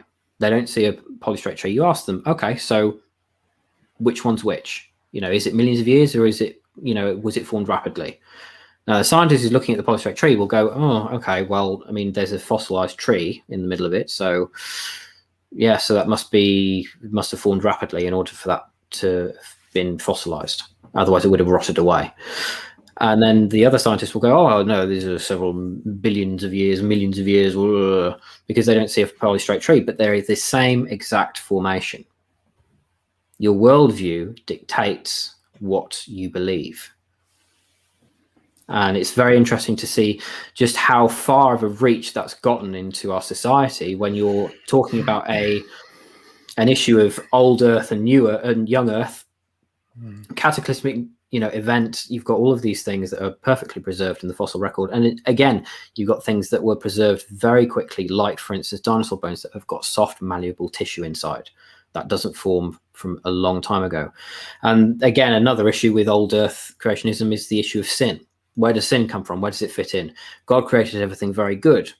Now, there would be no death and destruction, but that's what we see all throughout the fossil record is death. That's literally what it is. It's death of something. It's been preserved. So where does sin fit into all of that? I've never really gotten a very valuable answer. So I'll hand over to Joe, because I've had my 2 cents on that one. Okay. If you want to talk about how do you find, I mean, we did a whole program, right, called How Do You Recognize Flood Deposits? And you can use a whole number of things. You can go onto our YouTube channel and find it. It was a fairly recent one. I say recent, it was this year that I did for Answers in Genesis, another big organization. And they had a big conference, right? And we did stuff for them. And what we looked in is, what evidence are you specifically looking for if you're looking for evidence that a flood laid down these deposits? And then we looked to scale it up to a global flood scenario, right? And I'll use the example of the research paper, the first ever research paper which I did, right, which was published through the university that I was doing at the time, which looked at Hunstanton. Hunstanton's a fairly small little deposit, right? It's chalk. It's part of the Upper Cretaceous in Norfolk in the UK. It's sort of tucked out of the way, but it's part of the global chalk deposits, right? And we looked in particular at one formation in it called the Hunstanton Formation, which is a red chalk formation, to look at the fossils in there to ask, were these fossils buried in a shallow marine environment that slowly settled over hundreds, if not thousands of years? In fact, it was over 1.2 million years, if you want to go by the secular dates, or was it formed very quickly? Now, the way you can tell some indications of this include, do fossils have evidence of transportation? Now, transportation means that fossils were moved into place and didn't live, die, slowly settle and get buried there, right? Now, what is some evidence of transportation? Elongated fossils will be pointing the same way. So belemnites, which are long squid-like creatures, if you find them all pointing the same way, the same as with trees, right? Straight trees, you have a few of them standing up, but at the base you have a mass amount of trees, which is a big log jam, all pointing more or less in the same direction, right? So you find belemnites that all point the same way. You find brachiopods and seashells that have been ripped up and turned upside down. Now, they sit in one way in the rock, so when they die they should literally just fall down at the sea floor, the way up that they were living, more or less. These are not, they are all without fail turned upside down. And you also have wood mixed up in there as well. So the fact that you've got evidence of transportation, these fossils have been washed into place. This is not a slow settling environment. They've been washed into place. You have got mixed environments, right, because you have wood and sea creatures buried next to each other, and you also have got fossils which have been tipped up and turned upside down, indicates that it's been a fairly rapidly moving water that's actually washed these into place. So there are a number of evidences that you could look to see, how has this actually been formed? And when you scale it up to a worldwide scale, that's when you go, hang on a minute, these are worldwide deposits, right? Now, if you want the perspective of somebody who was an atheist, you can actually stream on our streaming site, creationresearchlive.com, right? We have all of our content on there. That's not free, that's on YouTube. You pay a small thing to just stream it. You don't even have to download anything, right? You just stream it straight off the internet. There's a fascinating thing on there called Flood or Folly by Dr. Ron Neller. Now, Ron was an atheist. He didn't believe in God. He didn't believe in anything to do with God, right?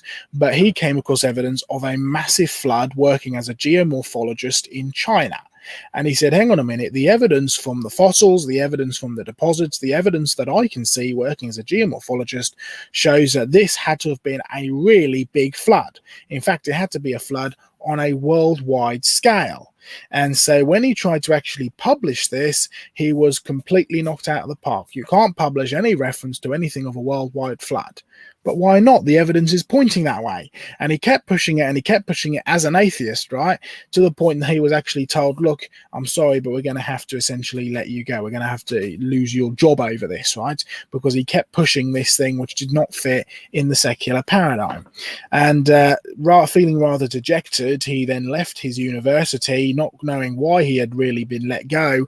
And it wasn't until a friend opened up the Bible, held it under his nose and said, there's your flood, that he actually realized why this was so controversial, and he actually became a Christian through that. But it was interesting that he recognized the evidence of a worldwide flood coming from a purely secular atheistic background. And the evidence really is there, but it requires you to think outside the box, particularly the box that Charles Lyell put all of science in when he set out to destroy the Bible and to remove scripture from people's thinking. His entire aim, he openly admitted, was to remove science from the Bible, remove the Bible from science, rather, remove free science from Moses was his exact quote. Right? He wanted to get rid of the Genesis, Exodus, Leviticus, Numbers, the creation, Noah's flood, the Tower of Babel, and the law of God. It was a specifically anti-Christian agenda, and he went out there to remove that. He put all of scientific thinking into a single box, which was labeled the present is the key to the past, and as a result, you have to actually step away from that philosophical assumption, that ideology, to actually look around the world that you've been given and say, hang on a minute, where does the evidence actually lead you? So go and watch How to Recognize a Flood Deposit. That goes into a lot more depth than we can do here. But the little example that I used at Hunstanton can be applied just about anywhere in the world, and you'll find that the evidence clearly shows it is a rapid global water-based deposit. Wow, awesome answers from the both of you. Incredibly thorough. I appreciate that. Just fascinating information. Okay, this next one comes in the form of a super chat from Sentinel Apologetics. I appreciate the super chat and the support, Rob. So his question is, if global, why pre-flood geography in Genesis 2 that Solomon referenced to build his temple? He puts 1 Kings 9-10. Why did David say that day one conditions, the water world, will never again, or will never occur again pre-flood? And then he puts Psalms 104. Mm-hmm. I can tell that Joe's getting really serious now because he sighed and opened his Bible. It's on now. It's on. I mean, I can probably give a brief glimpse here. I'd say for the second question here, so that day one conditions, water will never occur again pre-flood. I'd simply state that that's just how the world was as it was when God started to create, do the days of Genesis. So it will never return to that form, I think, is probably what he's trying to get at.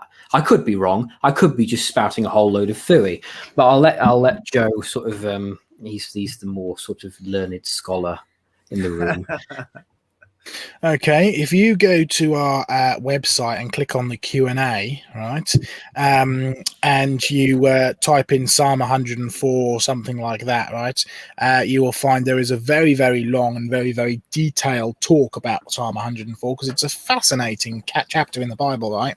Your first problem is the reference to David there. We don't actually know who the author of Psalm 104 was. I've heard all sorts of different things, from Shem himself all the way up to Moses and Noah and David and all sorts of stuff, but the reality is we don't actually know. It doesn't really matter though who wrote it. It's here in scripture. But what you will find is if you go through Psalm 104, you will find that the author is covering different points of time. He's looking at things from the past, he's looking at things from the present, and he's clearly indicating there are different times in which he's talking about, right? He starts off in verses 1 down to 2 about who God is and what God is like.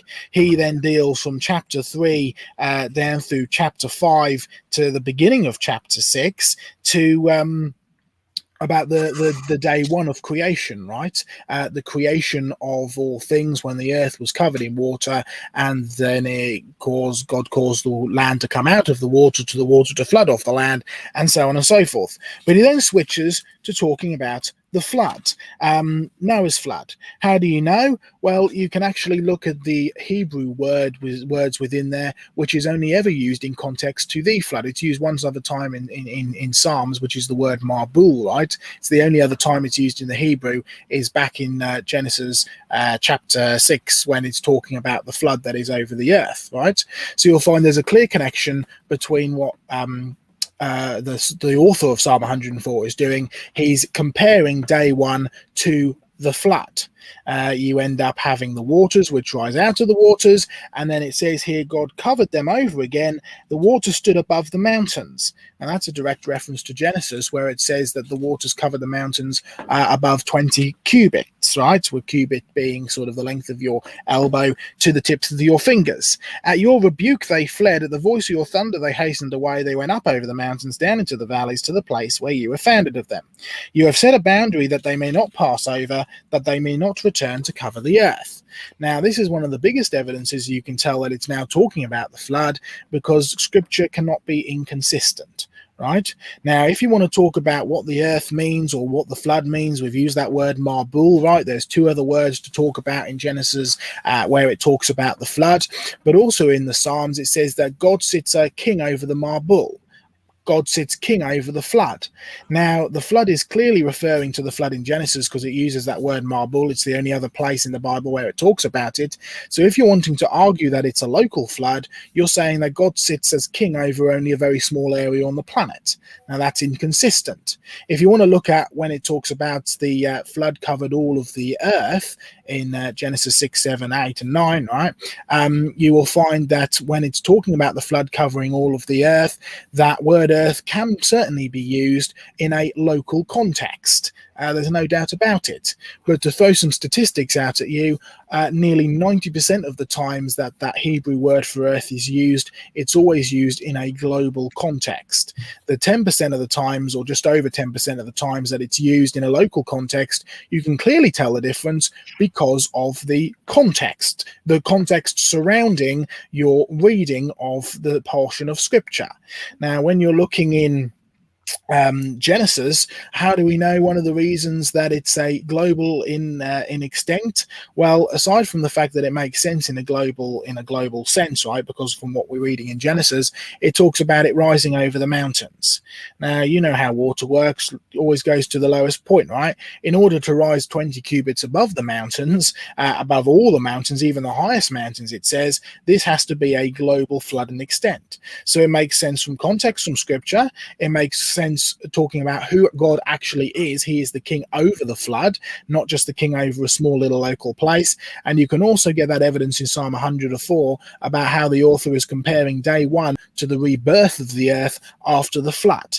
Right, there's definitely a comparison being made there, and it goes on to talk about how great God is as a creator, and so on and so forth. Right, so when you're dealing with pre and post flood geology and geography, you've got to remember one thing: the person who was compiling these books, particularly Genesis, Exodus, Leviticus, and Numbers and Deuteronomy, was Moses, who was writing from a post flood perspective. Right, now that's key in actually bearing in mind when you're talking about these references in 2 Kings and everything else, but you can clearly see from the context that we're talking about a global flood in context. To argue otherwise is not only just to say, well, we are going to ignore all of the context and the 90% of other times when the word means global or means the whole earth, but you're also questioning who God actually is by saying, well, God is not the king over all of the earth, he's the king over a very small portion of the earth, right? So you've got to be very, very careful when you're actually doing that. Again, thank you so much. That's a great answer. It's a great question, and it's a question that's put forth and a challenge put forth a lot lately. Matt can attest to that from the local flood proponent. So I appreciate such a detailed answer. Did John do a session on Psalm 104 a little while back with you guys? He did. Something in my head is telling me that, yeah, because that would be good to go. Yeah, well, I say if we hadn't done it, it'd be good to do a special program on that and go into a lot more depth. But yeah, go back and watch John. Yes. That was, I think, a month ago. He was here. Great presentation, Yeah. and we had a good audience Q&A. So Great I stuff. recommend people check that out. So a follow-up super chat. I do want to make sure I get to the super chats. Actually, if I could request the audience, at this point, any more questions, we're just not going to be able to get to. So anyways, can I just make a quick suggestion then, Donnie? Course, if there's yeah, lots and lots of other questions, if it wouldn't be too much work for you to kind of compile a list of them and send them across to us. One of the things that we like to do with Creation Conversations, our program on our YouTube, is to have questions and answers, right? We deal with a big topic usually once a week or a little bit shorter some weeks, but we like to have good questions, and we go through our previous programs and get all the questions out.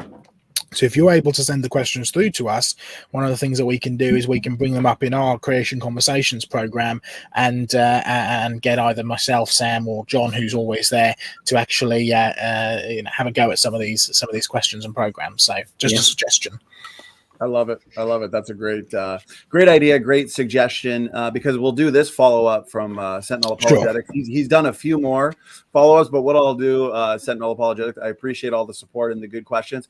I'll save your next few follow-ups, and I'll hand them over through email to the Creation Research team. So we will do this one, though, at least from Rob. I appreciate it. He says, if the Bible did demonstrate a local flood, so I guess we could go over if it does or not, would all these anecdotal evidences for a global flood demonstrate a faulty scientific interpretation? All right. Well, I'll just jump in very, very briefly on this. The question is slightly redundant because we've already discussed the sort of the evidence from Scripture of a global flood, and I say we can go into a lot more detail than that.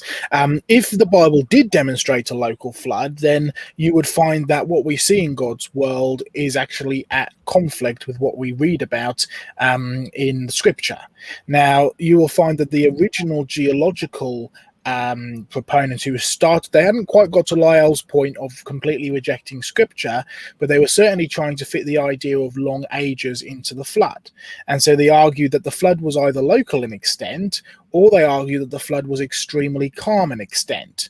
And then they argued that there was a massive gap between Genesis chapter 1 and Genesis chapter 2, during which time God created all animals. They fell because that was the time that Lucifer fell and became Satan. As a result, God sent a flood which destroyed all of the world, right? Buried all of the fossils. Then God recreated again, and Noah's flood was only very small and local in extent, right? So you'll find that you're instantly bringing extra biblical issues into the Bible in order to try and explain science from a perspective which goes against Scripture, right? So that's what you'll end up doing if you take this question sort of literally, so to speak, or if you do believe in a local flood but still want to believe in or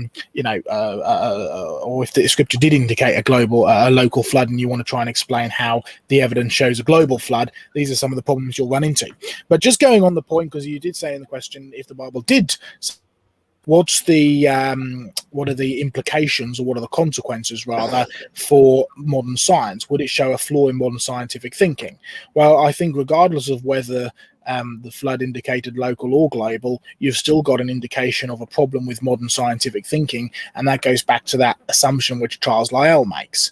Right, and he ended up influencing not only the church but most of the public, including the scientific field, which is this philosophy of uniformitarianism. The present is the key to the past. Now, not only is that completely the opposite of what Scripture says, it is an ideology, it is a philosophy, and if you use that as your basis for interpreting the world and geology around you, then you are always going to come up with a concept of millions of years, deep time, and evolution every single time you apply it to the world, because that's simply the logical conclusion out of it. However, recognize it's based on a philosophy and not actually based on any evidence at all. And we have a whole program on Lyell and everything else, and you can find it, probably done it on Standing for Truth before, and it's on our YouTube and so on and so forth, right? So go and investigate a little bit more with that.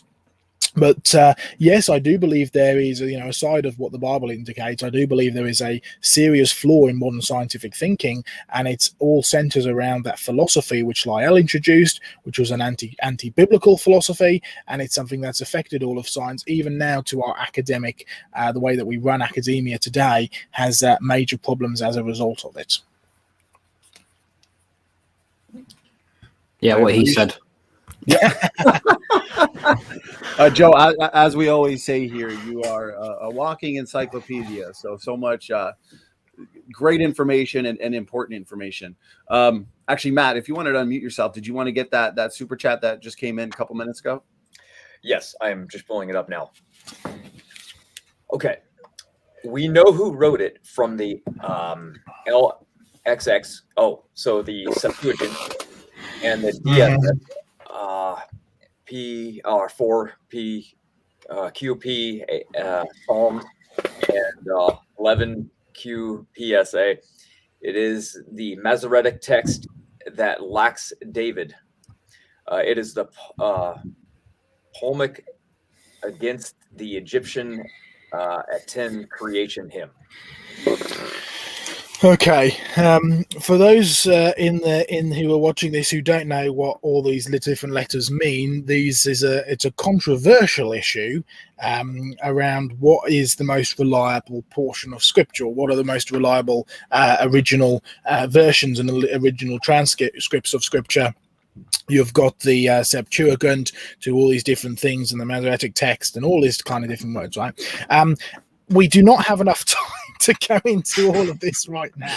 We will be here for many, many hours. In fact, it might be interesting to do a program just on these kind of Bible translations and the original written and stuff. And I think that would be a good one to get John involved in as well, because something that somebody encouraged John many years back was to learn a little bit of Hebrew, and that's what he's kind of also passed on to me. And so we know a little thing or two about these different backgrounds, right? It's interesting. I'm assuming he is referencing Psalm 104 with who is the author and David and all this. There's all sorts of controversy surrounding that. Personally, I think it is likely to be David, myself personally, for a number of these reasons. However, I would not go as far as to say we don't know. Also, as far as to say we do know, sorry. I would still say there's enough controversy and issues, because it's not just as straightforward as saying, well, here this says this, therefore that's it, right? There's a reason why the Septuagint wasn't included. Now you can argue that it's to do with the sort of the history and the philosophy and the people who are actually writing or interpreting Scripture, particularly the authorized version, right? Because you'll find if you read your authorized version or your King James Bible, there's a difference between the Scripture which is written in the Old Testament and the Scripture which is written in the New Testament, because they're quoting from different sources, right? So there's an interesting, very interesting history to this. In fact, we got asked a similar question to do with the King James Version versus the Septuagint versus so on and so forth, and we were planning on doing a whole program for Creation Conversation, so maybe we'll do that one day. Yeah, I don't personally, I don't think you can go as far as to say we know it's David, but at the same time, I suspect that to be the case for a number of reasons. But we just simply don't have the time to delve into all of the history and the background of it, unless you know any more, Sam. What you said. No. I mean, to be honest, it just sounded like you were just going through the alphabet at the start. So yeah. Do we have any other questions from any other super chats or any other people?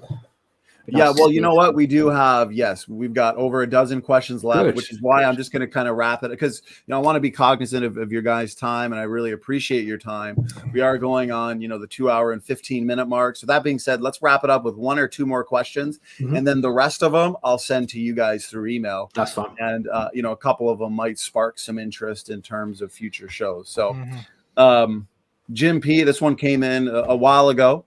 So, Jim, I do appreciate your question. He asks, why don't we find many fossils below the Cambrian? Okay.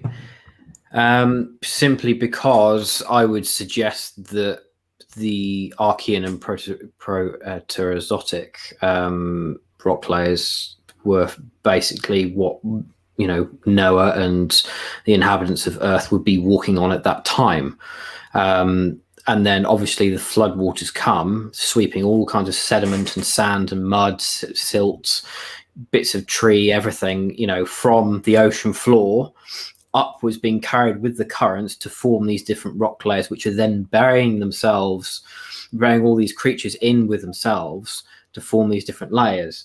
Now, if you take different types of sand and what have you, you form different layers, even if you shake them up in a jar, because different types of sand, silt, mud, etc. have different weights. They all carry through water differently. Some will fall quicker than others, which is why some again, you find, I would probably theorize that such a thing is that's why you find marine life and things like that at the bottom, because these are already creatures who have been swept along with the floodwaters.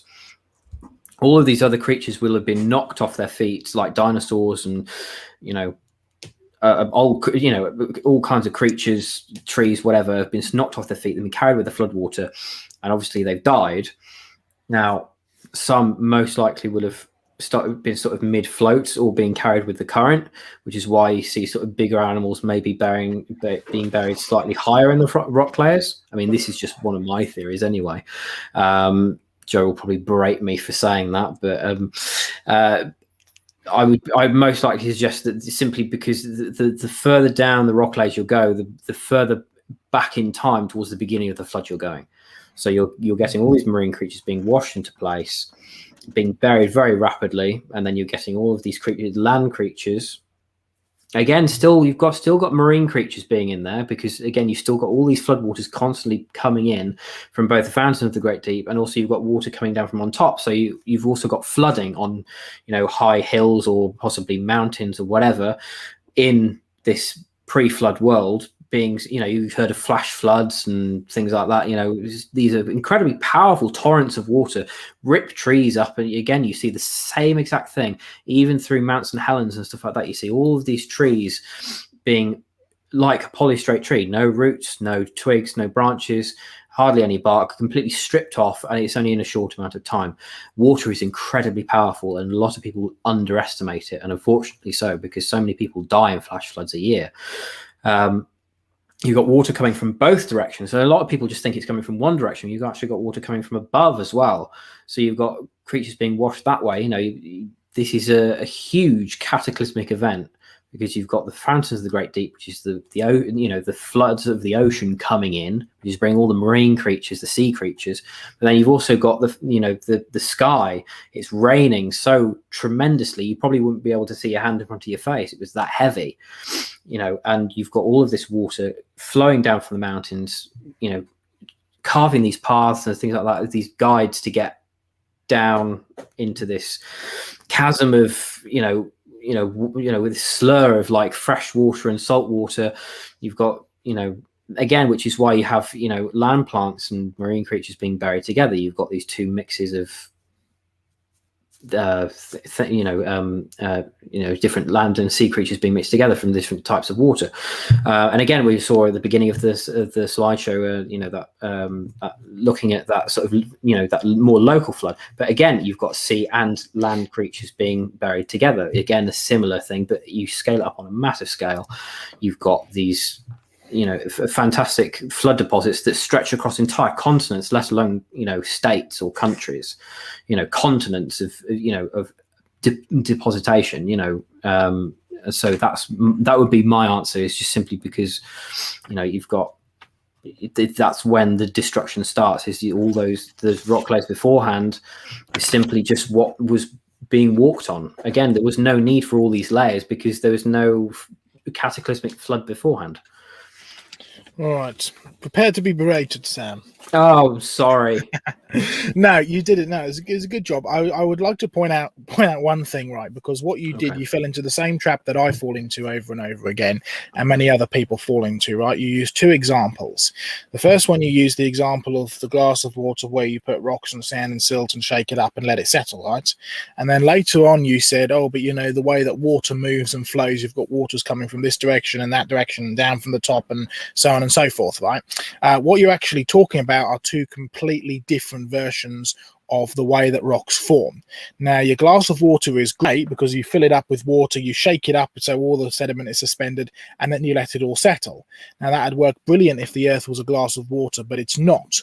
Right? And it's this philosophy of the bottom layer got there first, then the next layer, then the next layer, then the next layer, which was introduced originally by Nicholas Steno, who believed in creation and the flood in the Bible, but was hijacked by Charles Lyell to then argue, well, if the bottom got there first and the top got there last, and the bottom's the oldest, the top's the youngest, therefore you've got a history of time.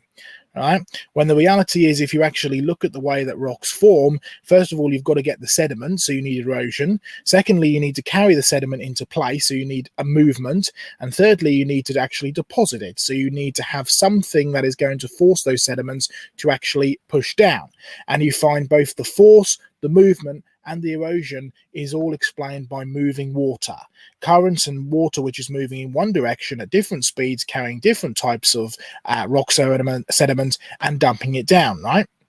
So that's your first point. And what you will find is this question of the Cambrian all the way up through to the Quaternary and so on and so forth. The standard geological model, which you used earlier in your talk, Sam, is based off of this assumption that the bottom got there first, the top got there last. And over the last sort of 250 years, it has been completely fabricated using this philosophy, and therefore has been built using a secular deep time point of view. Right, the bottom got there first and is therefore the oldest, the top got there last and is therefore the youngest.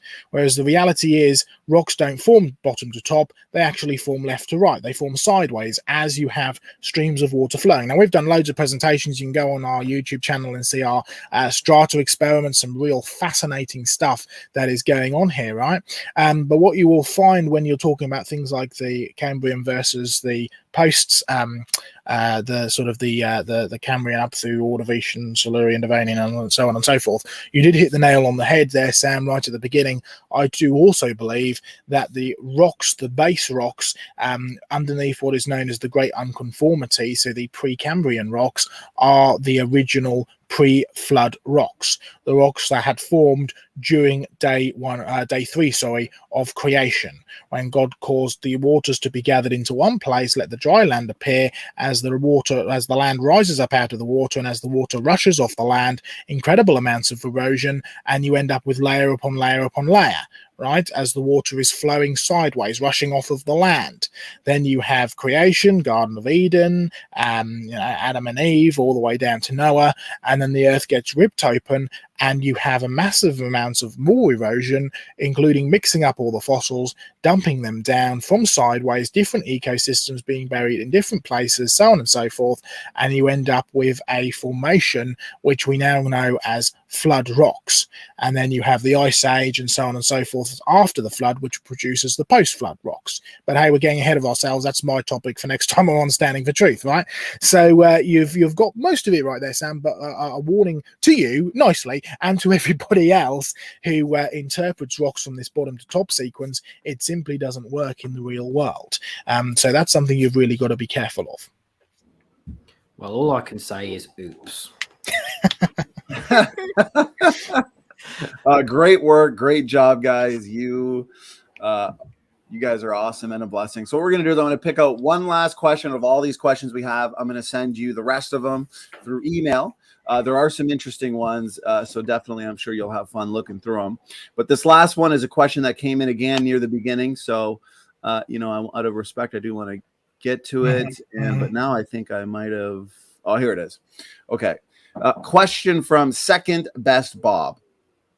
If the flood did actually happen, how did all the trees and plants survive? Okay.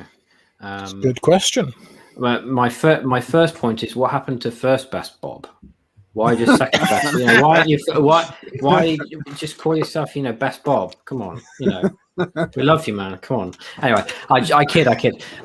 So you're looking at plants and seeds and things like that surviving the floods. Okay, so you can actually get a surprisingly amount of seeds and plant life and things like that can actually survive. I would assume some form of hibernation within water or in soil or whatever. I'm probably wrong again, probably going to get berated again, but that's fine. But also remember as well that Noah took, you look back at the account, it says take food and seeds and all kinds of things onto the ark with you. I mean, this is not just a, this is not a, zoological perspective. This is literally saving life. This is a ark. This is, what it is. You've got the whole issue here is that people assume that, especially secularists, you've got 8 zookeepers and No, they weren't zookeepers. They were just humans who were just keeping everything alive as long as possible to ensure that they could repopulate the earth. We're not talking. I'm sure they were incredibly skilled at what they did. Obviously, because Noah built the massive ark. But we're not talking about people who, like Joe, who've spent many years of their lives actually learning and actually looking after animals for a living. Most likely Noah could have possibly been some form of carpenter, a very skilled carpenter, or been in that trade or whatever. We simply just don't know. So all of that is speculation. But when you're looking at that's what the ark was there for, is to preserve and sustain life after the flood. And seeds sometimes will float onto the surface. You get some which have a low density, and the actual water tension will actually cause it to float. Obviously, as plants break down and the in the flood waters, you get some which would float on top. They wouldn't get fossilized; they just rot away on top. It's same again. You probably have. That's probably how birds would survive. Would be feasting. They'd be constantly flying and landing on, bodies and bits of wood and stuff like that as long as they could before they couldn't fly anymore and eventually died. Falling into the ocean, getting washed away.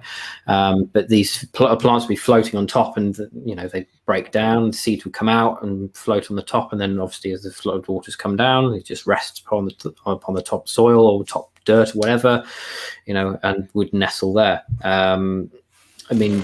You can look at some forms of modern plants and they do survive underwater for a long period of time. Grass is pretty tough stuff. You can't really get rid of grass because the seeds are so minuscule and minute.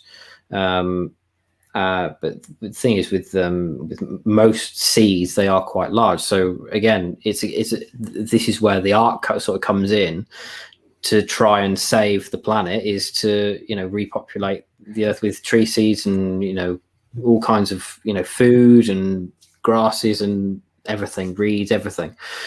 That'll be my answer. If I can just jump in there quickly, Sam. Okay, what does Noah get told to take aboard the ark? Now, it's a perfectly reasonable explanation that he took aboard seeds and stuff, particularly for farming afterwards. We know that Noah became a farmer afterwards because he grew grapes. So it's down to reason that he brought his prized grape seeds along with him, right, in order to grow them. And you find agriculture is there pretty much straight away after the flood. So it would stand to reason that in order to help humans survive, they took agriculture with them, right, in order to help. Of course, that doesn't really explain how. Noah himself didn't wander over to Australia or America or whatever to plant your pine trees and seeds and all this kind of stuff. Okay, what did Noah get told to take aboard the ark, or rather, what did God send Noah to take him to take aboard the ark? 2 of every land-dwelling, air-breathing animal, 7 of every land-dwelling, air-breathing, clean animal, and 2 of every bird or flying creature, right? And of creeping things and stuff as well, right? Okay, so no sea creatures, that's the first one, and also specifically not any plants. Why? Well, both sea creatures and plants are both very, very good at surviving in water, right? In fact, many seeds almost seem designed to actually cope with vast quantities of water in order to be able to survive. We have a great sea bean. It's absolutely massive in our museum collection, but the individual pods break off and they slowly rot over a number of months as they float along, and the sea bean ends up being washed out and washes ashore where it can grow. Now these can survive for so long, and for such sort of massive currents and stuff. These grow in the Amazon, right? And they fall off into the Amazon River, and they can actually float out to sea, hit the Gulf Stream, and end up on our beaches in Scotland, right? And some of them even come all the way over the top of Scotland and end up on the beaches of my native Norfolk, right? So these can actually travel a very, very long way and cope absolutely fine. In fact, they actually need to be in the water for a number of months to actually be able to grow. And if you just buy the seed straight out and you want to help them to germinate, you need to soak them for quite a long period of time before that. Coconuts is another example. Coco de mer, the largest nut in the world, is another example. These are all designed to float. But what you'll also find is seeds can actually survive an incredibly long time. You can go and get grain, right, out of the ancient Egyptian pyramids and tombs and stuff, and can sow it and it grows.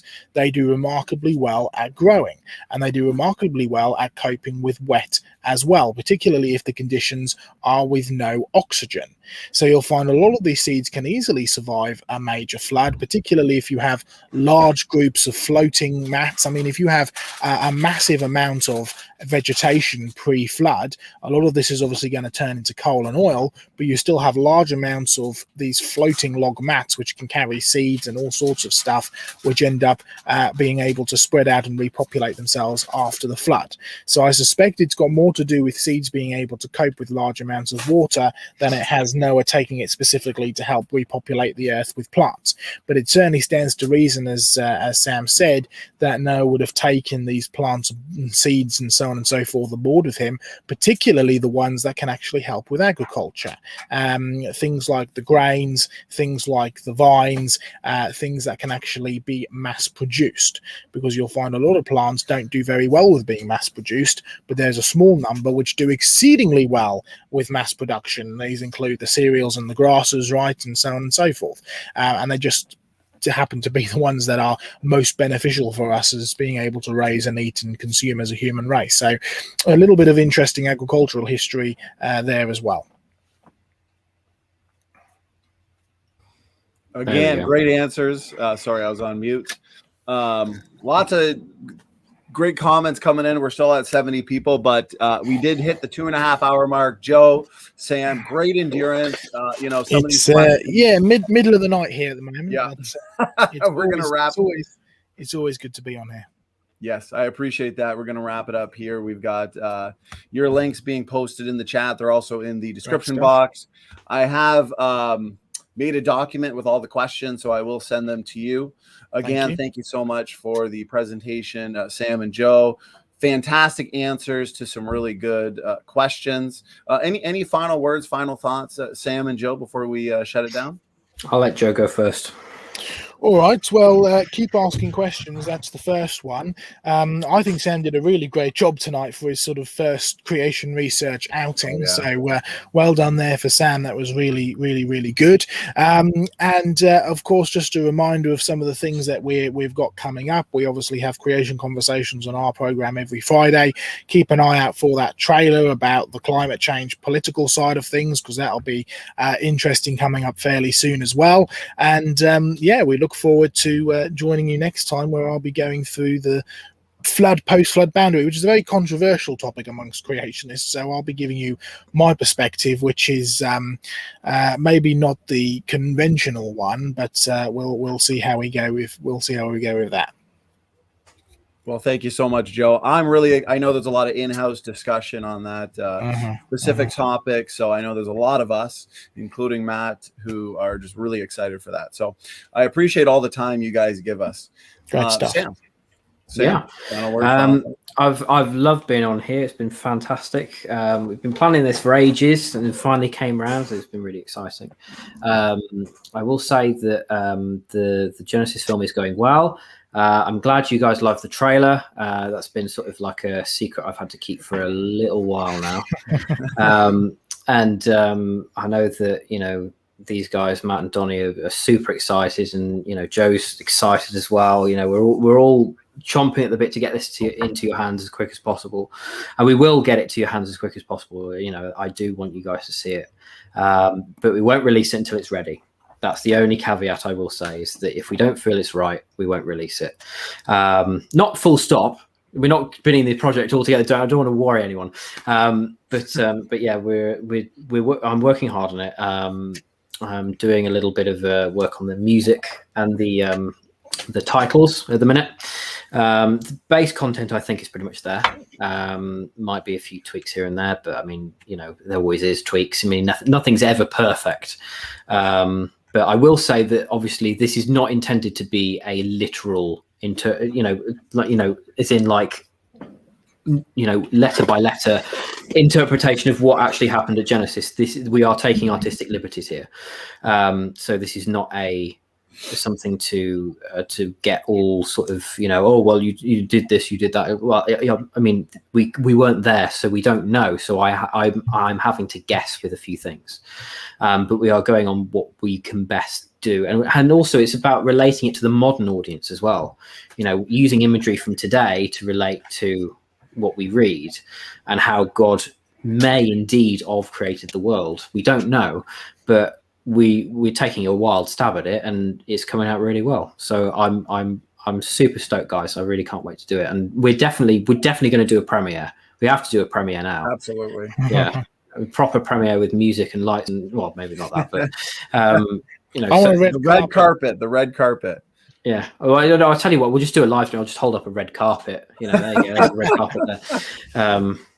But yeah, so we'll definitely do that, and we'll invite all you guys. And I think we may even do like a multi-stream to everywhere of the premiere, and then we'll go from there. Hopefully, I mean, it's still in the planning stages. So, well, I appreciate those final words. Great final words, Joe and Sam. I know it's not always easy keeping these, big projects a secret. So you did a great job. I know I'm never good with that.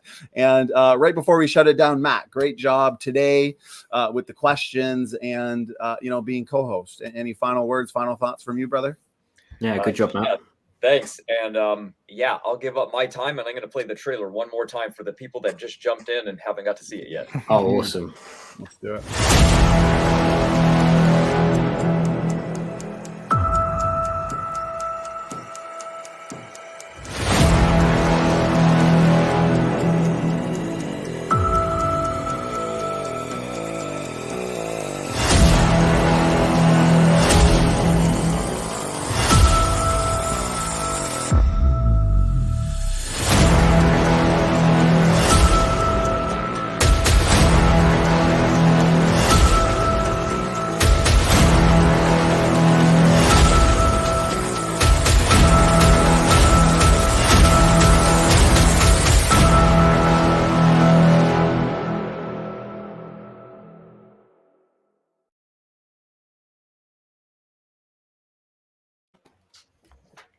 So good. Awesome. So good.